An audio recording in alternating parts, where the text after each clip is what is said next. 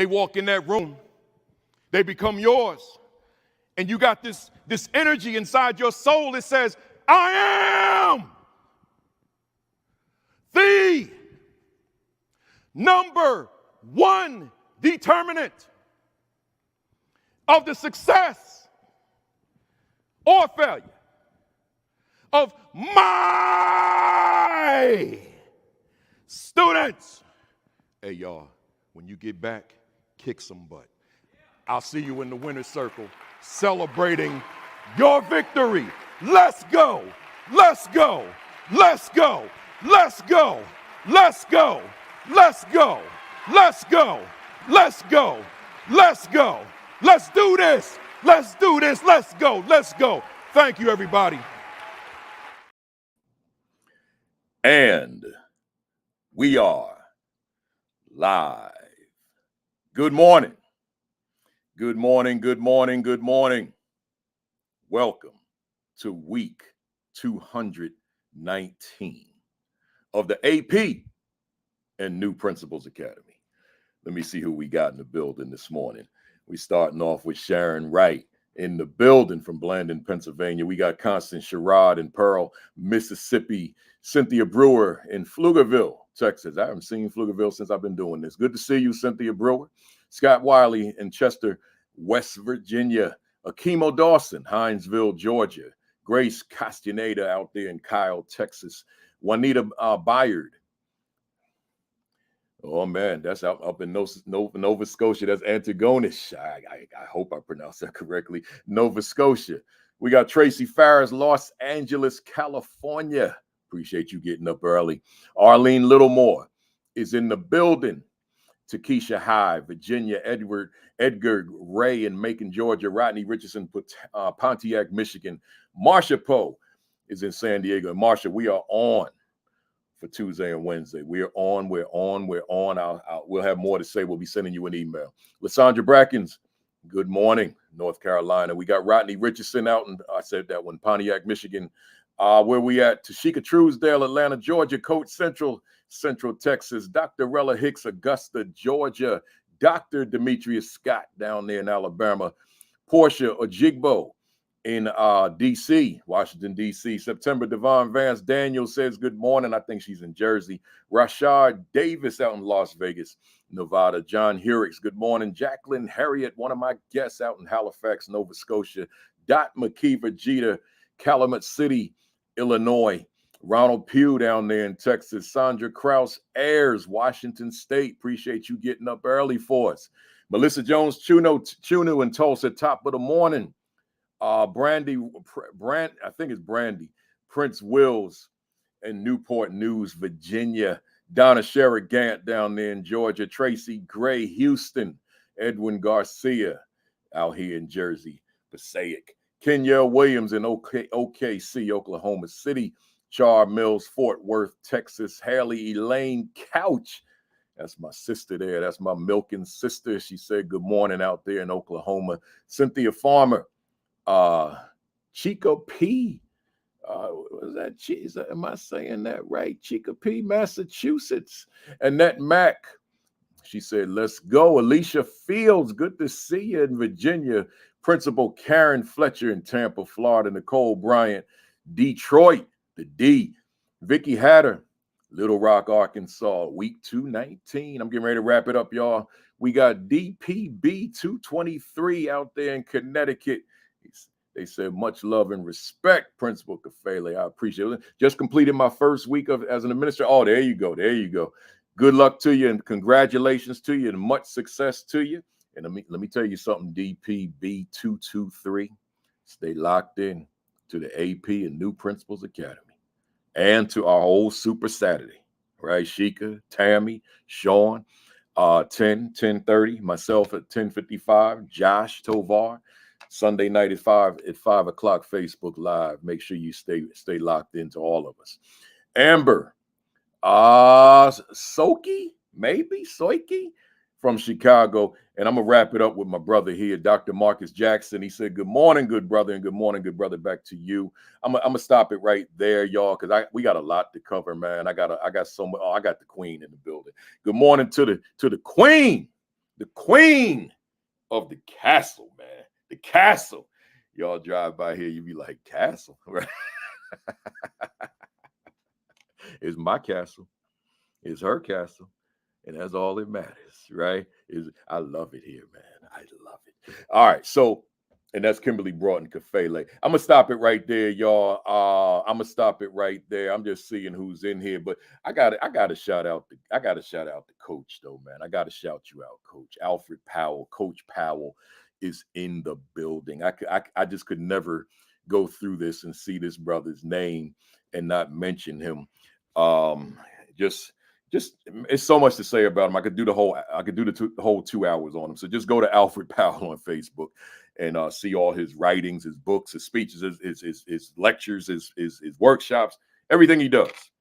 Right, we got to get him on here too. It's coming. I got a list that's like 5 years long, y'all. Everybody says, when you gonna bring me on? When you gonna bring me on? The list is 5 years long, y'all. We gonna do it. But let me say to everybody, good morning. Greetings. Welcome to week 219 of the AP and New Principles Academy. And by the way, those of you that didn't see the Facebook post, I didn't know. I mean, I was in the dark. I was clueless that this channel, this AP and New Principles Academy YouTube channel, is one of the top leadership channels on all of YouTube. Who knew? I didn't know, but I know now. Oh, baby. I know now, and y'all gonna hear that like every week. We one of the top YouTube channels for principal and AP leadership on the entire planet, baby. Of all of YouTube. Hey, check this out, y'all. I put in some work, y'all. I put in some work, but so did y'all. Because if you don't support it, we ain't nothing, right? So I put in some work from that first May 4th, 2020 up to today, July 6th, 2024. I haven't missed a week consecutive. So, hey, somebody, how you feel out there? If I could speak for me, y'all know I don't yell, man. I got a new camera, but I don't know how that correlates with the with that Mac operating system. It was muting my word fire. So, when I say it loud, so I'm just going to let you know, yes, I'm on fire. I'm blazing, right? I am absolutely blazing. Can nothing douse this thing, right? And somebody might ask, why? I'm going to give you the short answer. Because I woke up this morning. That's it. I ain't got nothing else for you. I'm just on fire because I woke up this morning, right? I'm on fire because you here. I'm on fire because it's 10:55. Well, it's a few minutes after now, but you know what I mean. I'm on fire about that. I'm on fire about my guest this morning. Oh, man. Hey, look, y'all, let me go through my announcements real quick.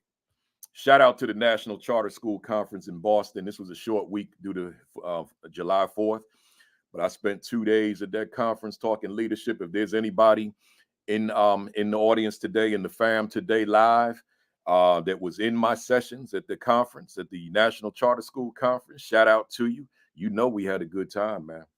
You know we had a good time. I see you, Dr. Melissa Nolan Chester. Good to see ya. You know we had a great time, man. The book signing, everything, man. Shout out to National Charter School Conference in Boston. Welcome to the first timers. If this is your first time, that means you missed 218 powerful sessions. 218, averaging 2 hours. So you might want to go to the channel, AP and New Principles Academy. Hit the subscribe button. Let me say it again. AP and New Principles Academy. Hit the subscribe button and then hit that notification button. Why am I saying that? Because y'all know. Because I only got 3 more weeks on Facebook and Twitter, man. I'm leaving. I'm bouncing.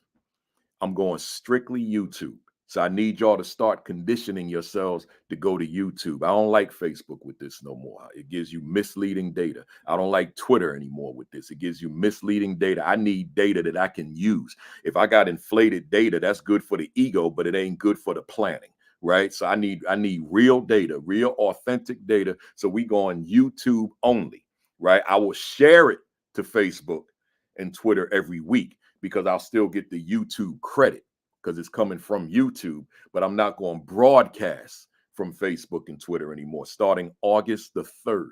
So please start going over. We got 21,700 subscribers right now. We picked up 200 subscribers this week alone, right? So that's a good thing. That's a beautiful thing. That's a blessing, right? So make sure that you do that. If you're not a subscriber to the YouTube channel, just go on over there. You don't have to register or anything like that. Just hit the subscribe button. You're in, and then watch us live from YouTube beginning August 3rd. But I would even dare say, watch us live right now. Like, get used to it. It's a little bit different. My mom last week, she's like, it's a little different over here. That's all right. Keep doing it. You get used to it, right? It's a little different, but it's good. It's good, right? I just want to be YouTube. Hey, y'all. School Leadership Institute with Principal Kafele, July 9 and 10 in Houston. I know the hurricane is moving in that direction, but by the time it gets to Houston, which is the day we start the institute, it's supposed to be kind of light. We'll be there, right? So those of you who are going to join me in Houston, we're going to be there. We're going to be there in person, live. Those whose flights are canceled, we're going to refund you. That's how we're going to do that. But we'll send you an email out this weekend. Right, we'll send you an email, but I'm gonna be in the building, right? It's gonna be fine. It's not, it's not a big hurricane by the time it gets there, if it gets there at all, right? So that's Houston. Join us. If you haven't registered yet, go to principalkafele.com, scroll down and hit the register, go to the announcement section, hit the registration link. Join us in Houston. It's gonna be dynamite. We're talking instructional leadership for 2 days. What is my value to the teachers that I supervise instructionally? That's where we going, man. Let me tell you how much content I got. I was showing the thumbnails to the folks up in Boston the other day. In order to do the full session, I would need at least 5 full days. I'd need 5 days, 6 hours each. I'd need 30 hours to exhaust that topic. The beauty to that is I wrote it in the book, right? So the book comes out in December. What is my value to the teachers that I supervise instructionally? And you'll have the book, because where am I going to do 30 hours of content anywhere? Right? It's not going to happen unless they bring me separate, 5 different days. All right, enough said on that. The Rock Conference, also in Houston. So hurricane be gone by then. So come on back to Houston, July 18 through 21. I don't have the list of all the folks, but it's a lot. It's an extensive list. Just go to rockconference.org and you'll see everybody on there. Rock Conference, ROCK Conference, one word, .org. You'll see everybody there. I'll be there Saturday. I'll be after the academy. I'll do this in my hotel room. We don't take off for this, right? But I'll be there, and then we'll have the banquet at night. Then I'll do a full day leadership session on Sunday, right? So come on out and join us, and then I'll be flying somewhere right after I finish.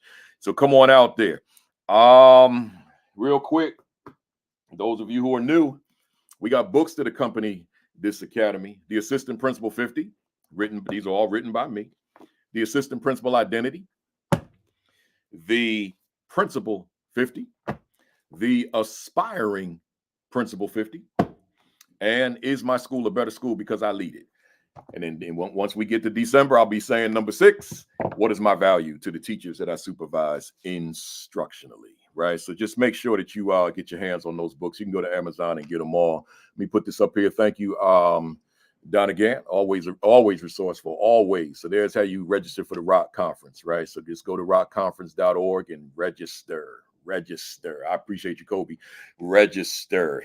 If you missed the interview with Kobe and I and Dr. Christine Gibson, just go to my YouTube channel, AP and New Principals Academy, and check it out. All right, folks, I want to bring it down a little bit here. We lost a family member 2 days ago on July 4th. Some of you may have seen the Facebook post that I put up, and maybe you saw other people's posts. But we had a guest on February 3rd who was formerly a teacher on my staff back in 1999. She's the first person that I ever hired. So she was with me from 99 until I left the school, Sojourner Truth Middle School in East Orange, New Jersey. I left in 2022 to go to another district, and I brought her along with me.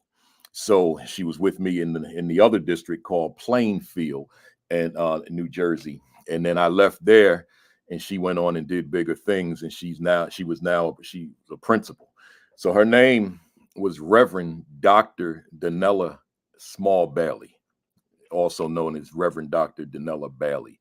And she was on, and I'm dedicating this whole broadcast to her today, But I want to play a clip real quick of when she was on with my other comrades at the same school, Judith Stoddard, who's on right now, and Wayne Stackhouse. So let me bring up this clip, and y'all just check this out. I'll leave it on for about a minute or so. Give me a second. Give me a second. Here we go. Here we go. Here we go. And here we go. When you got there, now you'd been with me twice, and this is another one of those perhaps vulnerable questions.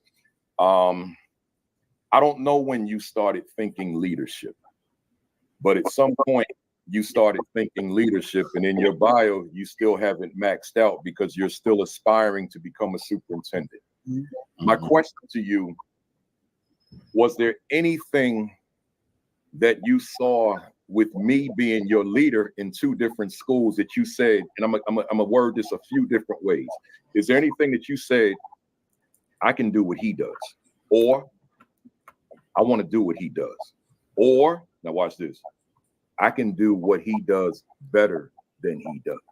I mean, that's real talk, right? So my question to you, was there anything about just how I was moving that you said, yeah, I want to get in them shoes too? Holla.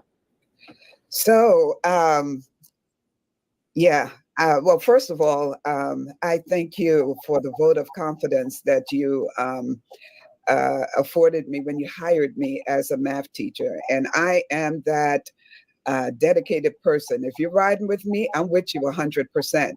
And so just that vote of confidence gave me the fire and the energy to couple that with the expertise and passion to do my absolute best, not only for our students, but because of that vote of confidence that you instilled in me. And then as Judy said earlier, you were constantly there. You supported us. We had some conflict, but in spite of that, we were able to work through it. And then, like you said, you went to Plainfield and asked me to go along with you. And I'm that person, I was up for tenure, but in my estimation, if you're good at what you do, you can do it anywhere. And that's right. So I agreed to go along with you to Plainfield because I bought into your vision. I bought into your style of leadership. I bought into the fact that you supported your teachers. Even in the space of tension, we were never left out there to hang alone because we never did anything contrary to what your goal is. We bought into that goal. We had a positive climate and culture in our building, and I celebrated that. And those are things that I saw. And then, I don't know if you remember, when you left Plainfield and went back to East Orange, I was going back to East Orange with you. I was on the board of the board agenda to go back. And then we had the conversation like, listen, I can't continue walking in your shadow. I have seen what you have done, and I can do this also. I applied for an administrative position that year. I was on the board agenda, had gotten approved, and then got approved in Inglewood to become an administrator because of your leadership, because of how you modeled, how excellently you modeled it. And many of those tenets I've gleaned. The practices that you've put into place, I used. And not that I've done it better. Well, I'm a woman. No, I'm sorry. Not that I've done it better, but definitely the modeling that you demonstrated, gave me the courage to feel like I can do it also. I love it. I appreciate you. Hey, Stack, all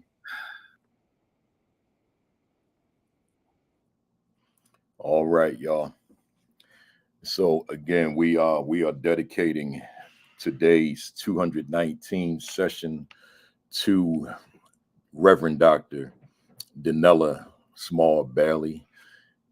This is our tribute to her. Again, she wasn't just a guest; she was fam. All right, I'd look in this my comments bars right here, and I look at it and I see her name almost every Saturday morning, making comments and so forth. So she was fam. So just keep her in your thoughts and prayers. Keep the family in full disclosure. She was in South Africa with her son, who was my student, right? Her son, who was a grown man. was my student, and he has children in South Africa, and he was there. They were there to visit, and somehow got into a head-on collision with a police car, and all 3 passengers inside the car died, and the police officer in the police car died as well. So that was sudden. She was out there having a good time. She was posting on Facebook and all the pictures and so forth that we all saw that are friends with her. And then all of a sudden we get these calls and texts yesterday, and then on Facebook, and we see that she's no more in the physical sense, the physical realm. But I was in disbelief for a while. I just needed confirmation. So the other young lady on the screen that you saw, Judith Stoddard, I called her. I didn't even say hello. I'm like, she answered the phone, and I said, what am I hearing? Right? She knew it was me. And we just go on. We just went, we just had the conversation. But that's that, y'all. It's tough losing anybody, but it's tough losing someone you're close to. It's tough losing a fam, right? So shout out to Reverend Dr. Danella Bailey, and condolences to her family, right? To her family. She got 2 children that are survivors. So but condolences to her 2 young children as well. They're adults, but they're young. All right, let's move on. Let's shift gears. I had a 4th of July monologue for you all, but I decided I was going to move that to next week, and we'll come back to that. We're going to talk a little Frederick Douglass, but we'll do that next week. I got guests here, y'all. Y'all turn them cameras. I'm ready to go. I got guests here, and I'm ready to have an extraordinary conversation with each of them. So let me get them up here.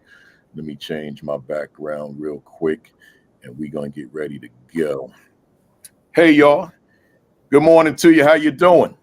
Good morning. Yeah. Good morning. Good morning, everyone. We got the Canadian takeover this morning, and we got some strong educators in the building. Let me tell you that. Before I even get to the bios, the 2 I guess you all see it the same way I do. So Tanya Tyson, I met her recently. She invited me to speak at Alberta Teachers Association conference, ULEAD conference, school leadership conference, a couple months ago, whatever it was. And I was really impressed with her. And I said, I need you on this academy. And then she was on a panel with, as you see, Claire Sprake, and I was super impressed with her. So I went up to her and I said, I need you on this academy. And then up top, Jacqueline Harriet, she's been fam since day one, and she's been on here once, and she's going to be on here again as a part 2 to an earlier session with some young ladies from the Caribbean. So Jacqueline is fam, and I'm just impressed with her like all the time. And I've been up in her neck of the woods in Nova Scotia at the Black Educators Association conference. So good to see all 3 of you in the building. Let me read these bios. Y'all can't get the full bios because it's too much to read. I'll be on here till tomorrow. But Jacqueline Harriet has presented for the Children's Aid Society and Federation of Foster Parents across Canada with the primary goal of advocating for Black children in foster care. She has been a long-standing member of the Black Educators Association, BEA, is a founding member and immediate past president of the Nova Scotia Alliance of Black School Educators, which is an affiliate of the National Alliance of Black School Educators, NABC. Ms. Harriet is a member of Public School Administrators Association of Nova Scotia, which I also keynoted for that same time. That was a different time that I was in Canada. Black Educators Rock, a lifelong member of both the National Alliance of Black School Educators as well as the Texas Alliance of Black School Educators. That's my favorite affiliate. And from 2009 to 2012, Jacqueline served as the international regional representative for NABC, is a NABC 2019 Marcus Foster Distinguished Educator of the Year recipient. And that's a very distinguished award. It's a powerful award. For those of you that don't know Marcus Foster, Google him and read who that individual is. And was the first international candidate elected and served as NABC's recording secretary from 2018 to 2021.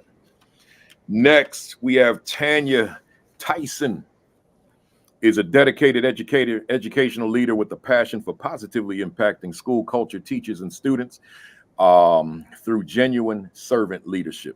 With a rich 17-year career, primarily at Elk Island Catholic Schools in Alberta, Canada, she has excelled in a high school as a high school teacher, school counselor, school leader. Tanya also served as principal of the Canadian International School of, you got to help me with that. Is it Guangzhou?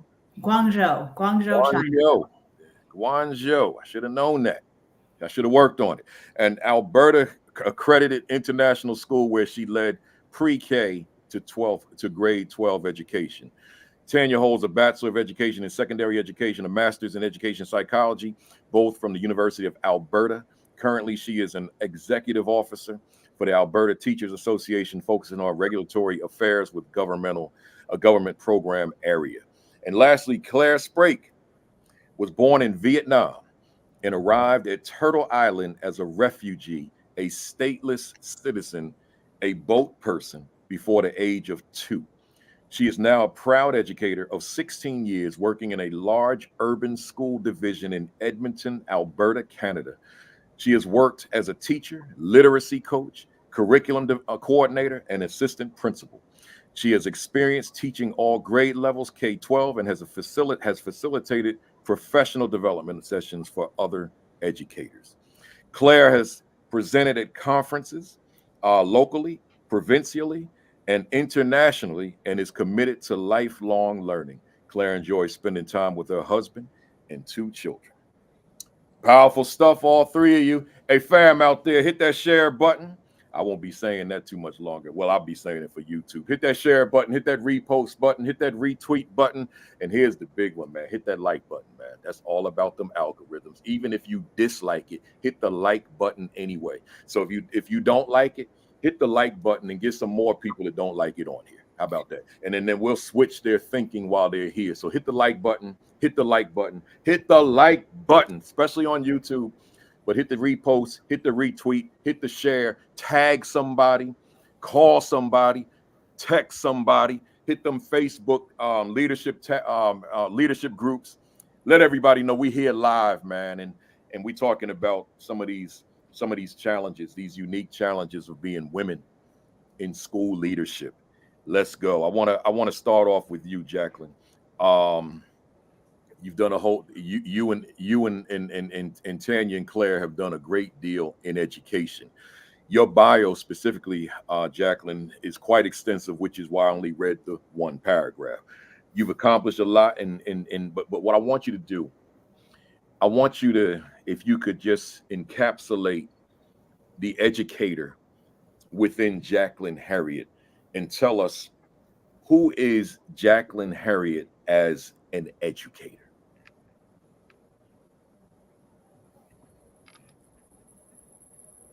Good morning, everyone. Can you hear me all right? Yeah, you good. I'd like to say good morning to my AP and new principal family from Nova Scotia. I know you're on here today, as well as those from around the world. So Jackie, as an educator, I feel that I'm always a teacher. I'm asked often, what is your role? What do you do? Who are you? So currently, my title is Director of Programs, Projects, Operations, Services, and Membership of Black Educators Association. But what am I really? I'm a teacher. I've always felt that. I've been a teacher since I wanted to be a teacher since I was 8 years old. And when other kids were outside playing out in the woods, Jackie was playing school with her neighbors. I was the teacher, sending them home with their homework. They'd come back, and that was the biggest thing to me. And so I thought I was going to be in junior high when I first started. I went to Nova Scotia Teachers College, was my first college of education. And I thought I was going to go into junior high. I was in philosophy class. I can't remember what day, of course, and what year exactly, but my philosophy professor told me that I was going to have a difficult time because I was a Black French woman. And I didn't really know what he meant by that. He said, you're going to have the most difficult time. And this is from a gentleman in Nova Scotia at the time, about 35 years ago, I guess, about 35 years ago, 35. I've soon found out what that was. I've faced discrimination as a result of my language. I am Black, so my French is embedded in local Blackism, if you will, or pedagogy from Black folks, but is combined with a Middle English and French viewpoint from the center of Canada, which is Montreal or Quebec. Then I'm a Black woman, but I have a mixed heritage because I was raised by a Caucasian couple. So I've had to face atrocities through that realization. That plays a part. I am a woman, but I'm a single woman. So in education, I feel that I'm a teacher because I've started that way. I loved it. Didn't matter what I did. Didn't matter if I went to elementary school. Well, actually, I started in junior high, as I said, but I moved to elementary teaching. I then went on to administration, and now I lead the Black Educators Association. But at the heart of what I do and love is being a teacher, and that's learning, living and learning and teaching. So I'm always in learning mode. I have books around me. I'll share those later, maybe when you ask what we're reading. Mm-hmm. So I think I've always felt that I'm learning something every day. It doesn't matter, every single day I'm learning. So I think I'll stop there. Essentially, I feel that I'm a teacher, and I have apples around me because those signify public education. Public education is extremely important to me, but also private education is important. Homeschooling is important, but for me, I want to be in public education, and I feel that I have the soul, and I am a teacher at heart. I think that you summed up my life in those 3 words: living, teaching, and learning. I that's me. You know, mm-hmm. Because living, I'm going to live it up, but it's not so external. It's private, but I love it, right? Mm-hmm. And then on that professional side, I'm teaching. That's what I do. I like to think I'm inspiring, right? I like to think that I'm uplifting and empowering, mm-hmm. and that type of thing. But I'm putting that under the umbrella of teaching, and then obviously I'm trying to learn, right? I'm 63 years old. There are generations that are coming up that I need to know what they know, so I'm learning at the same mm-hmm. time. Right, I need to be able to relate and identify with them. Tanya, I want to ask you the same exact question. As an educator with that extensive background that you have, who is Tanya Tyson? Well, I think first I'll have to honor Claire, and I know that she would hold me accountable, but it's Tanya Tyson.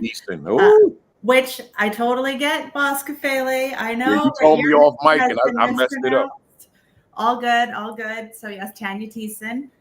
And I would say my story is a little bit different than Jacqueline's because I tell this story that growing up, when it came to future career planning or post-secondary in my high school, if you were a girl of reasonable intelligence, you could be a nurse or you could be a teacher. That seemed to be the 2 choices that were presented.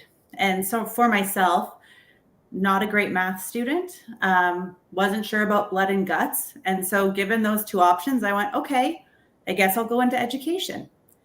And I remember my very first class at university, the professor stepped in front of the room and he said, welcome, so happy you're here, beginning your journey. But I have to tell you, if you do not have a burning fire in your belly for education, if you are not so excited to get out of here and have your first classroom, have your first students, then I don't want you here and get out of my class. And I sat there as a first-year university student going, uh-oh, this was the only choice that was made available to me, but I don't know what he's talking about this fire I'm supposed to have in my belly, this drive to have my first classroom. But I mean, of course, I persisted because option 2 was being a nurse, and that wasn't going to work for me. Ironically, as a principal, of course, I've been thrown up on, and there have been blood and guts and things. So, I mean, I didn't escape that. But what I came to learn through my journey is it was exactly where I needed to be. And that, just as Jacqueline had mentioned about playing teacher growing up, I was the Sunday school coordinator at my school. That's what I did as a volunteer. I was heavily involved in fine arts and theater. And as a teenager, I would assist with the younger students. And so teaching in some way has always been part of my history. And so even if it wasn't something that was generational in my family or something that I feel like I actively chose, for whatever reason, I ended up exactly where I needed to be. And I still believe to this day, even though I'm in a different role, that being a principal is the greatest job of all. Being a teacher is the greatest job of all. So that's kind of, my story of just finding your way and being able to give back in a meaningful way that you never imagined. I love it. Let me ask you this, Tanya. With that burning in your belly, that fire, where are you right now with that? I am so grateful that I persisted. That although it, like I said, it was a limiting choice, nurse, teacher, going into that class and being told you're not welcome here if you're not so excited to be a teacher. I didn't know that being an educator was going to become my life's passion, was going to become my life's mission. And so my entire focus of my work now is on supporting and helping and assisting and providing education to aspiring leaders, current leaders, leaders that are at the end of their career, to inspire teachers, and tapping other women on the shoulder to encourage them to go into leadership, to say, you can do this too, and to hopefully be a role model and, open doors. When I started in leadership, there was no one that looked like me. I was a baby. So, hopefully being part of that story of how women enter leadership positions in education. So that's the fire. That's the fire. I love it. I love it. Claire, same question. When we just isolate the educator side of you, who is Claire Sprake? Thank you so much, and good morning to everyone. I can echo a little bit of what Tanya is saying about having a little bit of that in me, even in youth, right? Always being around kids, always helping out. When I was playing sports, I was also like coaching and assisting and helping and all of that. And then going into post-secondary, it was like, you know what, like this is what I want to do. And so going into the education system, and now thinking about that representation again, like there wasn't anybody that really looked like me. The staff that I saw that looked like me, maybe in high school, they taught languages, right? Your Chinese, your those types of languages, but you didn't really see people like me in education. And then once getting into education, being able to experience a little bit of that leadership, that fire in me was then like, how can I help others? How can I contribute? How can I be part of this bigger picture? Right. But something I really experienced is imposter phenomenon, not imposter syndrome. It's not a diagnosis, but that phenomenon that you don't really belong. And that's really something that I experience in leadership every single step of the way, even to this day. I'm so humbled to be here. I look at this room of people in front of me and I'm like, I'm not quite sure I'm supposed to be here. And that's something that I've always experienced. And so now, and the experiences that I've had going up within those leadership realms, it's like, what else can I do? How else can I help to break those barriers that exist for others, for women of color? How can we then have those voices at the table? And so when I think about how representation matters, this representation matters to our children, to our students, to my own children. And as they go into this world, they need to know that there's power in these voices and that we need to have all of those voices at the table. And that's really something that I want to advocate for. And as I move forward, and I still feel like I'm a little baby here as well. And I'm coming up on, I think, now my 18th year. But even so, like, I know there's so much more that I can do. And I hope that's part of what I can do for the future. Yeah, and I apologize for reading the old one when I said 16. Yeah, you told me too. Yeah. Let me tell you something, and I'm not going to get into it yet, but I'm going to say this to you. You were so impressive on that panel. You belong in this space, right? And I'm gonna leave that there because we're gonna give them a little something in a little while. Tanya, I'm gonna go back to you on this one. Your bio states that you have a passion for positively impacting school culture, teachers, and children through, and this is what caught my attention. You said through genuine servant leadership. And the reason it caught my attention is because you used the word genuine. Typically when we say student servant leadership, we say it like that. Servant, I'm a servant leader, or we need to ensure that we are engaging in servant leadership. And then I'm reading your bio and it says genuine servant leadership. So my question to you is, are you making a distinction? And if so, what are you saying when you say genuine servant leadership? And is there an example you can give us to get a sense of what that looks like? Well, look at you, Principal Kafele. You caught it. That word was very intentional when I was writing my bio. And I said, servant leadership to me is not a flippant term. It's not, oh, yes, I'm a servant leadership, because that's a buzzword. That's how you should describe yourself.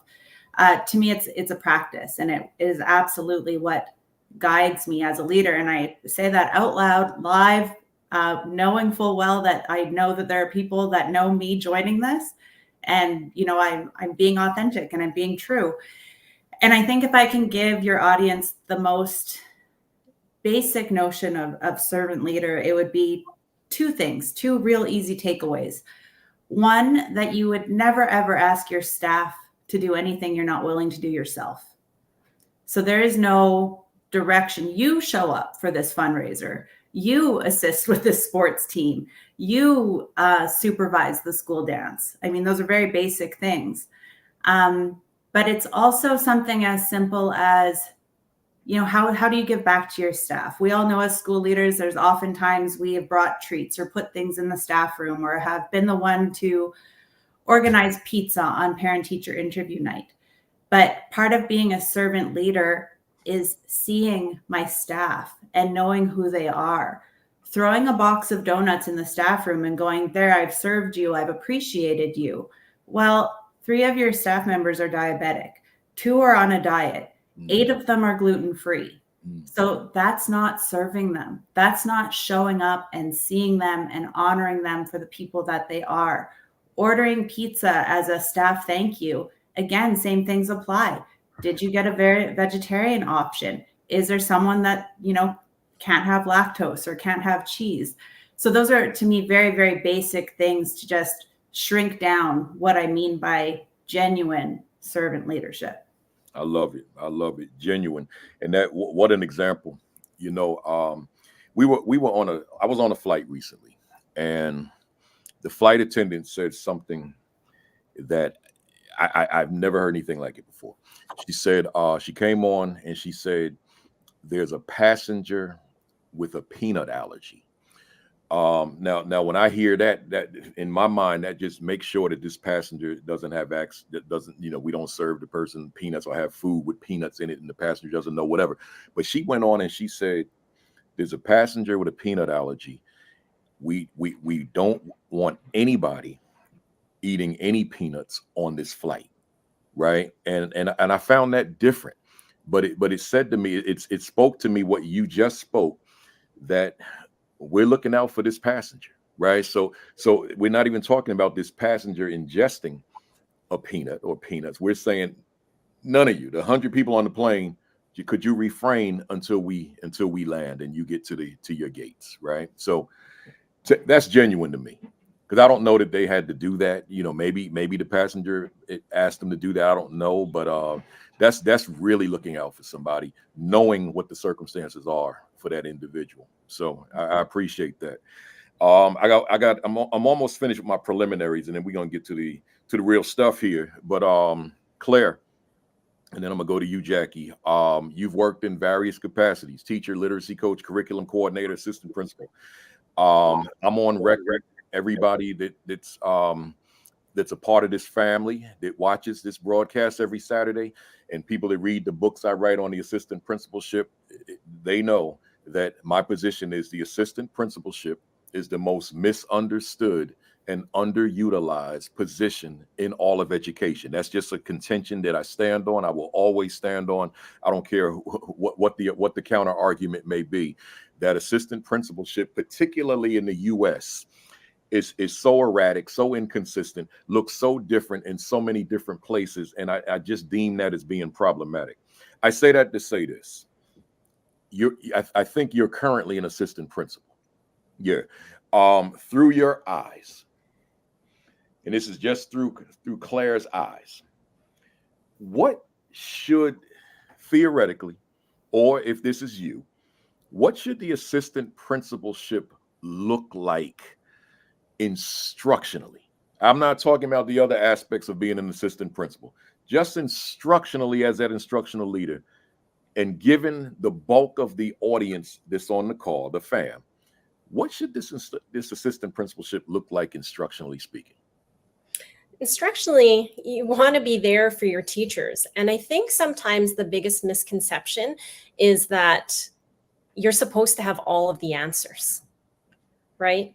And for me, it's the walking alongside is so important with your teachers in your building, understanding the leadership, where you are and how you're moving that community, school community forward, right? And so when somebody comes to me and they say, hey, I have a question about this or how I can do this, it's like, that's a really great question. Like I don't always know the answer, but you know what? We can find out together. And so I think part of what sometimes people, when they think about, do I want to be an assistant principal? I think I need to do all of these things first, right? I need to have this experience. I need to do this. I need to make sure that I have all of these things on my resume before I can be an assistant principal. But it's really not the case. You know, I got into a formal leadership role fairly quickly in my education career. It was in my 4th year of teaching. And I had a lot of people look at me like, what do you know, right? You're young, right? And some of that unconscious bias, you're a person of color. What do you know? I don't have to know everything. But what I do know is what's best for kids. And if we can root all of that in our values and everything that we do so that we are serving our students to the best capacity that we can, that's what this job is about. Building capacity for those around us so that we can all do this together. And so that's my one big takeaway is that you don't have to have all of the answers, but you must be willing to get in there and work alongside your teachers in order to then figure all of that out. What stood out for me most, you said, I don't have to know everything, but I do know what's best for kids. And that's, I mean, when you think about it, with all the positions in education, that's really the quintessential answer, right? I do know what's best for kids, particularly within my capacity. So I'm with you wholeheartedly there. Jacqueline, last question, and then we go to the talking points. You're the founding member and immediate past president of the Nova Scotia Alliance of Black School Educators, the NABC affiliate in Nova Scotia. Of the National Alliance of Black School Educators, for those that don't know the NABC, don't know what NABC is. So my question to you, or my request of you, it's not really a question. Talk to us about, I'm thinking about Nova Scotia. I'm thinking about whatever history I know about Nova Scotia, Halifax, etc. Talk to us about why the need for a NABC affiliate, National Alliance of Black School Educators. Why would Nova Scotia need that? I started attending the National Alliance of Black School Educators conference and annual general meeting exactly 30 years ago. And at that time, there were just 3 of us that would go to the international conference. I was sneaking into places. Actually, another colleague and I would stand at the back of this room and think we couldn't go in this room. We weren't supposed to be in there. We'd peek in the door and we'd think, oh, let's sneak in there. So one time we did. We snuck in our 2nd year into this big room with 7,000 educators. Dr. Barbara Sizemore caught us sneaking in. She came over and spoke to me. That's how I met her. She said, what are you 2 doing? We thought we were caught. She said, no, dear, you're supposed to be in here because the intent of the National Alliance of Black School Educators, the mission statement, is to enhance and facilitate the education of students of African descent throughout the nation and world.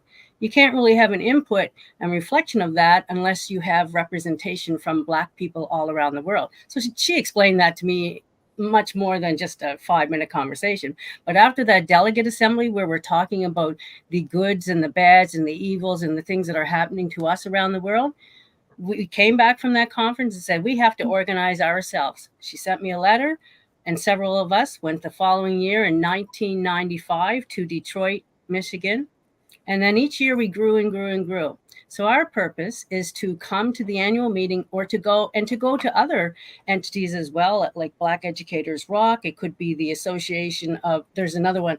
It's the National Council. I haven't been there for Black Children, NCBEC, I think it's called. You have to, in order to represent ourselves and talk about the atrocities that are happening to each of us around the world, we have to be there to talk about it, because obviously we can't be everywhere and everyone hasn't visited everywhere, but we have such similar problems around the globe in terms of education for Black people, rights, equity. In 1994 in Nova Scotia, there was a report called the Black Report on Education, and it's a 3-volume report. I actually sent it to you, King Principal Kafele. And in those were 80 recommendations, things like Nova Scotia's education system, they need to hire more Black teachers. So they put those recommendations in place. The government agreed to our report, not mine solely, but several community members. And then those were enacted, and they're now a reality 30 years later. The government, in fact, some of those recommendations apply right to the position I sit in today as the director of the programs, projects, operations, services. The government has agreed to fund those regional educator programs. So much, and so NABC, when we go there to the annual conference coming up in November, I was just there pre-planning for some of that. And in other entities like Black Educators Rock or NEBEC, I think that's it, National Council for Black Educators. You talk about the realities that are happening at home, and then you're embraced by other people like us everywhere else. I thought I was, from my earlier visit, I thought I wasn't worthy. I thought I was intelligent, but I didn't think I was equitable, that I couldn't be a leader, that I wouldn't be at the front of somewhere. So going to those places, and first with the National Alliance of Black School Educators, that's where I began to love myself and was embraced by other people like me. So it was essential. And each year we started with 3, then we had 10, then we had 30, now we have 40, and it just kept growing. And obviously not everybody can go every year to the national conference wherever it's located, but at least within our own realm, in our province, we can come together and say, hey, you got to get out there and see what's beyond our border, beyond our street, beyond our neighborhood, and beyond our province. So I'll stop there. I love it. So much to talk about with that. I'm gonna keep it moving because I got a lot I'm throwing at you, and the 3 of you. Yes. I want to stay. I decided to go in the sequence of start with you with these talking points, and then I'm gonna go to Tanya and Claire, and we'll stay in that sequence. So let me go to you. And you had indicated that women are ubiquitously. Matter of fact, before I go in, let me talk to Fam real quick. Fam, we our topic, unique challenges of being a woman in school leadership, and we're there now. We just, I've just been kind of throwing some preliminary questions at them to set the table, and here we are. So as those of you who are first timers, I always ask my guests to just send me about 4 or 5 talking points that you are most passionate about. Relative to the topic, or you're just most passionate about, and I'll make the topic work for that. So that's what they've done. So that's where we are. So here we go. You said women are ubiquitously shut out of senior positions or diverted into roles seen to require stereotypically feminine skills. What are you telling us with this talking point? I'll be a little bit personal with this. I can give you 2 examples. Certainly for myself, when I thought about what are some questions or points that I should talk about. This was honestly the first one that I thought about. A number of years ago, I was a admin assistant at the time, or secretary. I can't remember my title, but it was in the secretarial realm.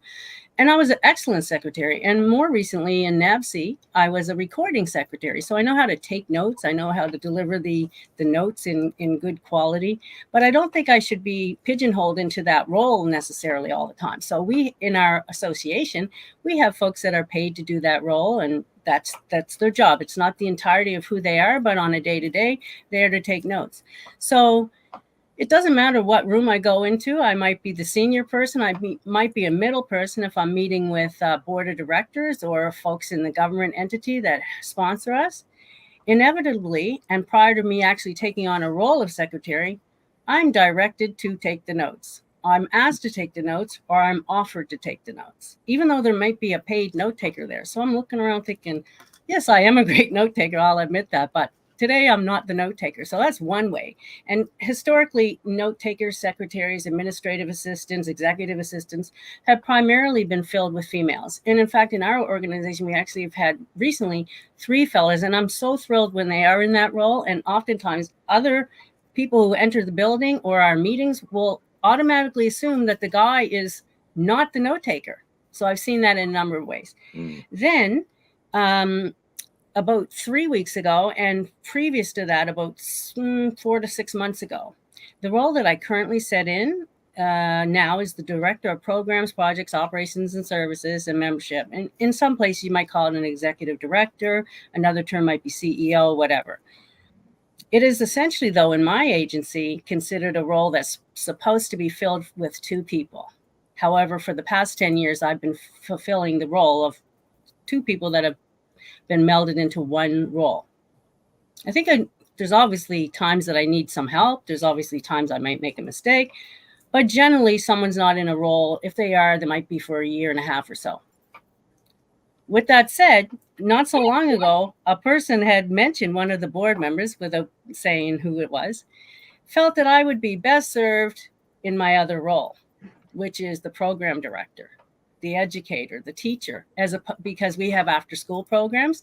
And so my role is much like a superintendent would be in the US for those after school programs. So this male feels that I would be better served in my role, even though I'm doing very well. He thinks that I should go and be best served in the role that I would be best served in. And he's imagining that. So that's his impression. And that's not the first time I've heard it said. Does it offend me? Initially it used to. Now I kind of expect it. And it's simply, and previous to me, there have been men in this role. So there has never been in this title or in this role that I'm currently in a woman. And so I think to be able to do the role of 2 people and know that you've done it for 10 years and done it quite well. I won't say, no, I'd say I go by your book. Is my school a better school because I lead it? So I think is my entity a better entity because I lead it? So I'll kind of leave it there with those 2 things. I've been put to the role of a note taker, even when I'm in my senior role now as the head of staff. And I certainly can take the notes, but when I walk in a room and the folks don't know who I am, they want me to be the note taker. And even if they do know who I am, they want me to be the note taker. Let me ask you this, and Claire and Tanya, you feel free to jump in here if you want to. Don't feel compelled though. But let me take it away from you because I don't want to draw any unnecessary consequence. Let me take it away from you. And when that woman employee, that woman in leadership is at the point where you said, I expect it, right? What advice, because I promise you there's someone on this call right now. There's someone in the fam right now who's saying, you're speaking about me, meaning her. What is your advice to that woman who also not only expects it, but anticipates it? How do I overcome it, right? How do I obliterate it? How do I get myself in a position where I'm living my life professionally on my terms, as opposed to a man's terms based on my gender, or a woman's terms who has accepted the stereotypes, and now I'm in this gender role? What would you say to that person? Because I know they're watching right now. From me or for Tanya and Claire? No, this is for you, Jacqueline. Okay. The way that you accelerate and keep yourself grounded, pass all that, is to believe in yourself. You surround yourself by positive models. So last week, I actually spoke to someone, he's a mentor. I don't know if he knows he's a mentor. And I simply said, this is what I went through this week. I haven't told anybody that. I'm telling you. And he accepted it, texted me some really beautiful words that hit home. I was in tears. We cry, women cry, men cry. It's okay to cry. Yeah. Sometimes I feel like crying. Sometimes I don't. Sometimes I cry because I'm furious. And most often in those meetings, if I am going to cry, it's because I'm upset about something. So I say you have to believe in yourself. You have to reach out to somebody who you trust. and you can't trust everybody. You have to have a few people. So one of the ways I do is by coming on the AP and New Principals Academy every Saturday. This is where I get my drive. It's not my drive, but it reinvigorates me. So you have to find your platform or your space or your person. You also have to believe that you can do anything and do what it is you want to do. So when I said earlier that I'm a teacher at heart, I love this work.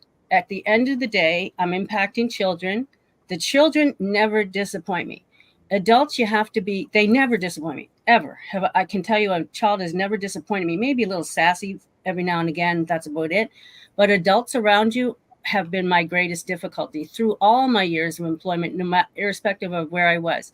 So be cautious of who you bring close and find someone that you can trust and that you can call, and you only need a couple of people, and they have to be, and you can also find them in your coworkers too, because I have surrounded myself with, I am surrounded by at least 100 coworkers on a regular basis, pretty much over all of them in terms of staffing, but I still know who I can go to. Even though I care for everybody, I sometimes have to go over to this person because I know that they can do this well and they'll help me with that.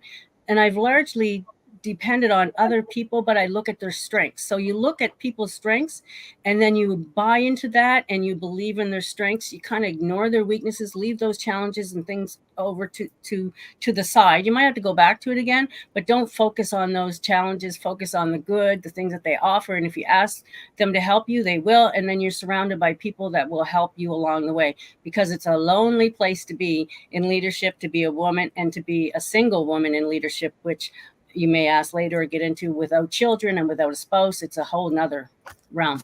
Yeah, solid stuff. Before I go to Tanya, let me stay with something you said. I want to holler at the fam real quick. I got my mirror up, y'all. And I'll ask you, there you go. I'll ask you, rooted in what Jacqueline just said. Hey, fam out there, somebody, who's in your circle, right? Mm-hmm. Who's close to you? Who's in your circle that you're sharing vulnerable information with, right?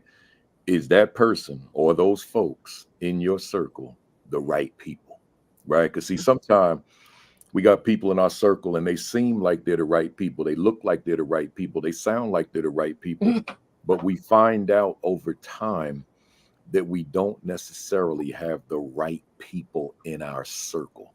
Sometimes the person, and I don't want to sound negative, but sometimes the person in your circle is jealous of you. So you've got to make sure, or envious of you. So you've got to make sure that if you're going to have a circle and they're going to be people in the circle, they've got to be the right people in the circle and giving you the right information. Because if you let your rival in your circle, then your rival's motivation is to undermine you, to sabotage you, not to elevate you. So make sure that you do everything that's necessary to determine whether or not the people who are close to you, the people in your circle, are the people that need to be in your circle. My circle is tight, man. Mm-hmm. It's like me, my wife, my mom, my sons, my daughter, and my boy. Like, it's a few of them out there. So I don't want to leave nobody say, "Oh, I ain't in your circle." No, it's tight though. It's tight. It ain't this. Like it's people who I associate with, but you ain't coming in this. No, and I don't want to be in yours. Like you got to earn your way in here, and vice versa, right? Mm-hmm. That's critical. That's critical. Enough preaching, y'all. Tanya. Oh, let me change that screen here real quick. Let me change that. You said, what does it mean to be a truly authentic female leader? I've been waiting for this answer since I got it from you on Wednesday, or Tuesday. What are you saying to us? Sure. So I think it builds a little bit on what Jackie was just saying about like the note taking and finding yourself forced into certain feminine roles. I think women in leadership, there is an embracing of what that means to you as a woman in leadership. And two stories. And the first is when I accepted my first principalship, I very keenly remember a conversation I had with my mother, and we spoke about it the other day as I was telling her about this podcast. And it was a heartbreaking conversation because I called her on the phone and I said, I think I need to be different. I'm a very young principal, and I think I need to start wearing my glasses. I think I need to stop wearing makeup. I think I need to dye my hair back to its natural color, or no one's going to take me seriously. I think I project, something that's not principal like.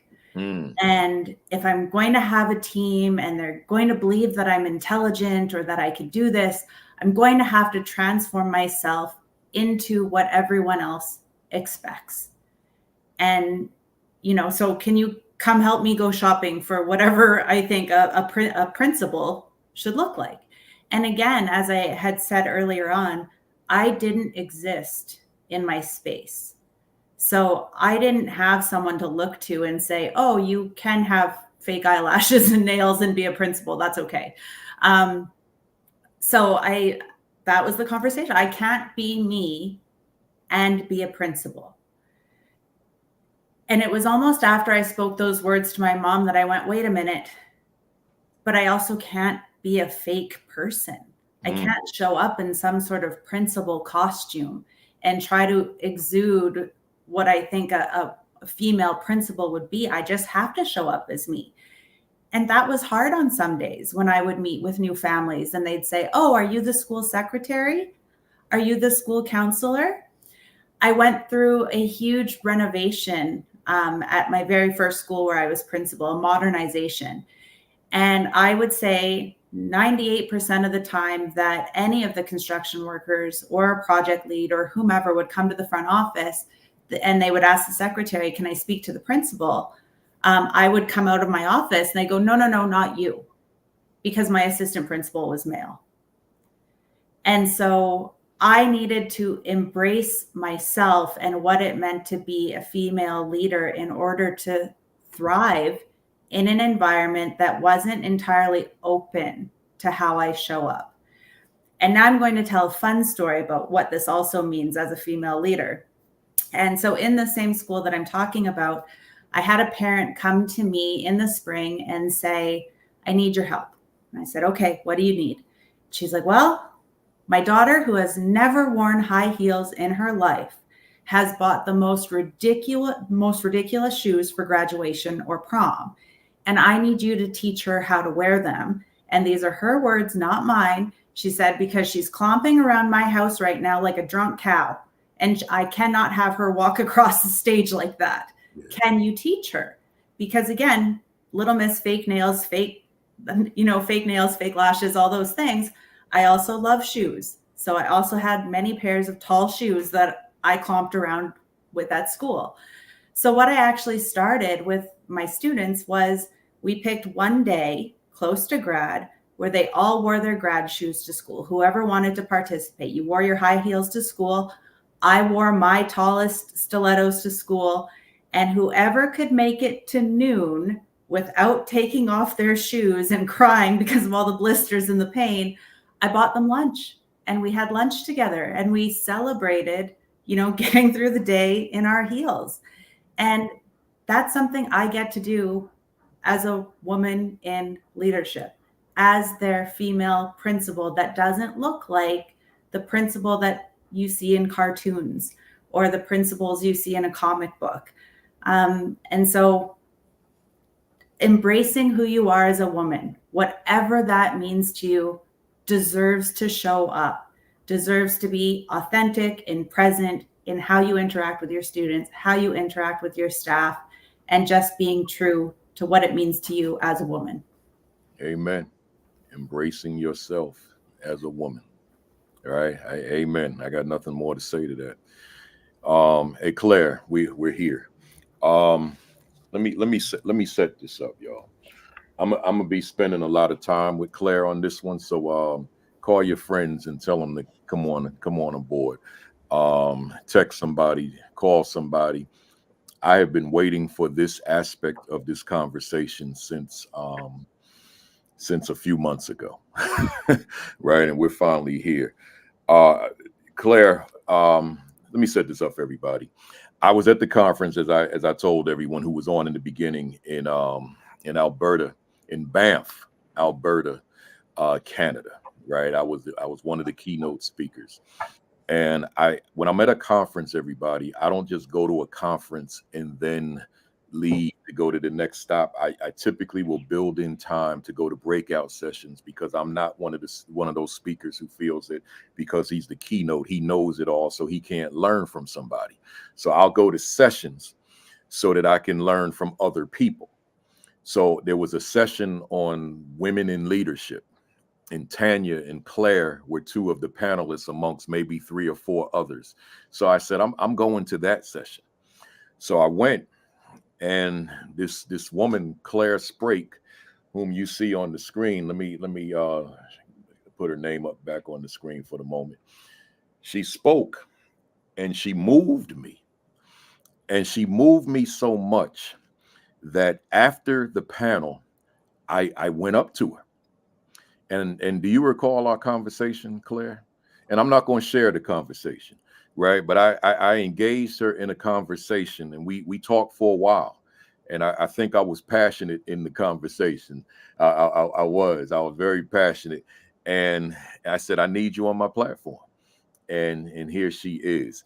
So now, I gave you all that build up, and let's get to it. Let me put on Claire's note first. She said, my name has provided barriers to my leadership journey. Now, her name is Claire Sprake. She said, my name has provided barriers to my leadership journey. I published a vignette, Do You See Me?, that addresses the challenges of my ethnic name versus my Western name in my teaching career. Just that alone should have piqued some curiosity, y'all. So what I did, and we'll talk about the book and everything, Claire, and momentarily. But what I did, I asked Claire, I said, Claire, that vignette, will you please read that in its entirety to us this morning? And she said, absolutely. So I'm gonna turn it over to you, Claire. Share. Do you see me? Can I give a preamble of the book a little bit? Absolutely.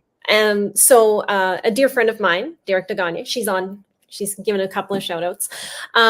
She approached me and other educators during COVID and said, we're going through all of this, and I want to do something that inspires hope. And I said, that's fantastic. That sounds awesome. She said, will you write something for this? And I said, absolutely not. I have nothing to share. And so as she kept going on this journey, she kept reaching out to me saying, you do have something, you do have something. And so the division that I work for, they were really trying to focus on anti-racism and equity. And I participated in some listening circles. And I also expressed my concern about my name and leadership and how that's provided those barriers. And then I woke up one night and I said, you know what, I do have something to share. And I wrote this vignette. And this book, it's called Weaving Hope Through Our Education System. It's actually written with 38 educators, and there are different pieces. There are interviews, there are articles, there are just passionate educators. And so we got together to write this book. And so I was so privileged to be part of this with this group of people that found each other during this time of crisis and produce something really beautiful. So I will share my piece with you now. Do you see me? My name is Han Nguyen. Nobody ever pronounces it right. They say hang, like a wet towel on the back of a bathroom door. They don't know if I am male or female. Hang. It is harsh and jagged. That is not my name. It is pronounced softly, like hang, lighter than what you are hearing, like a gentle breeze on a lush summer night. It means girl or angel in the full moon. It's angelic. It sings. Hang. You're still saying it wrong. In grade 3, my parents decided we needed English names. I got to choose. I could have picked any name that I wanted. If you had to change your identity, what would you choose? Something powerful, something unique, Something meaningful? The innocence of an 8-year-old pondered, one foot on Canadian soil and another on the Vietnamese coast, unsure of where she truly belonged. I'll have what my sister's having. It doesn't work that way. My dad chose Claire. My mom spelled it incorrectly. My name is Claire Nguyen, but it doesn't feel right. My English name is spelled wrong. I have to correct everyone when they write it out. Maybe I should legally change my first name. My parents say it doesn't matter to them. They tell me to add an E to Claire if it really bothers me. I still write Hang on all my documents because that is my legal name. Sometimes when I fill out forms, there will be a line for a preferred name. I sign relief, knowing that they won't mispronounce Claire. They always spell my first name wrong. They never spell my last name right. Don't get me started on pronouncing Nguyen. The name on my employee file says Hang Nguyen, Claire.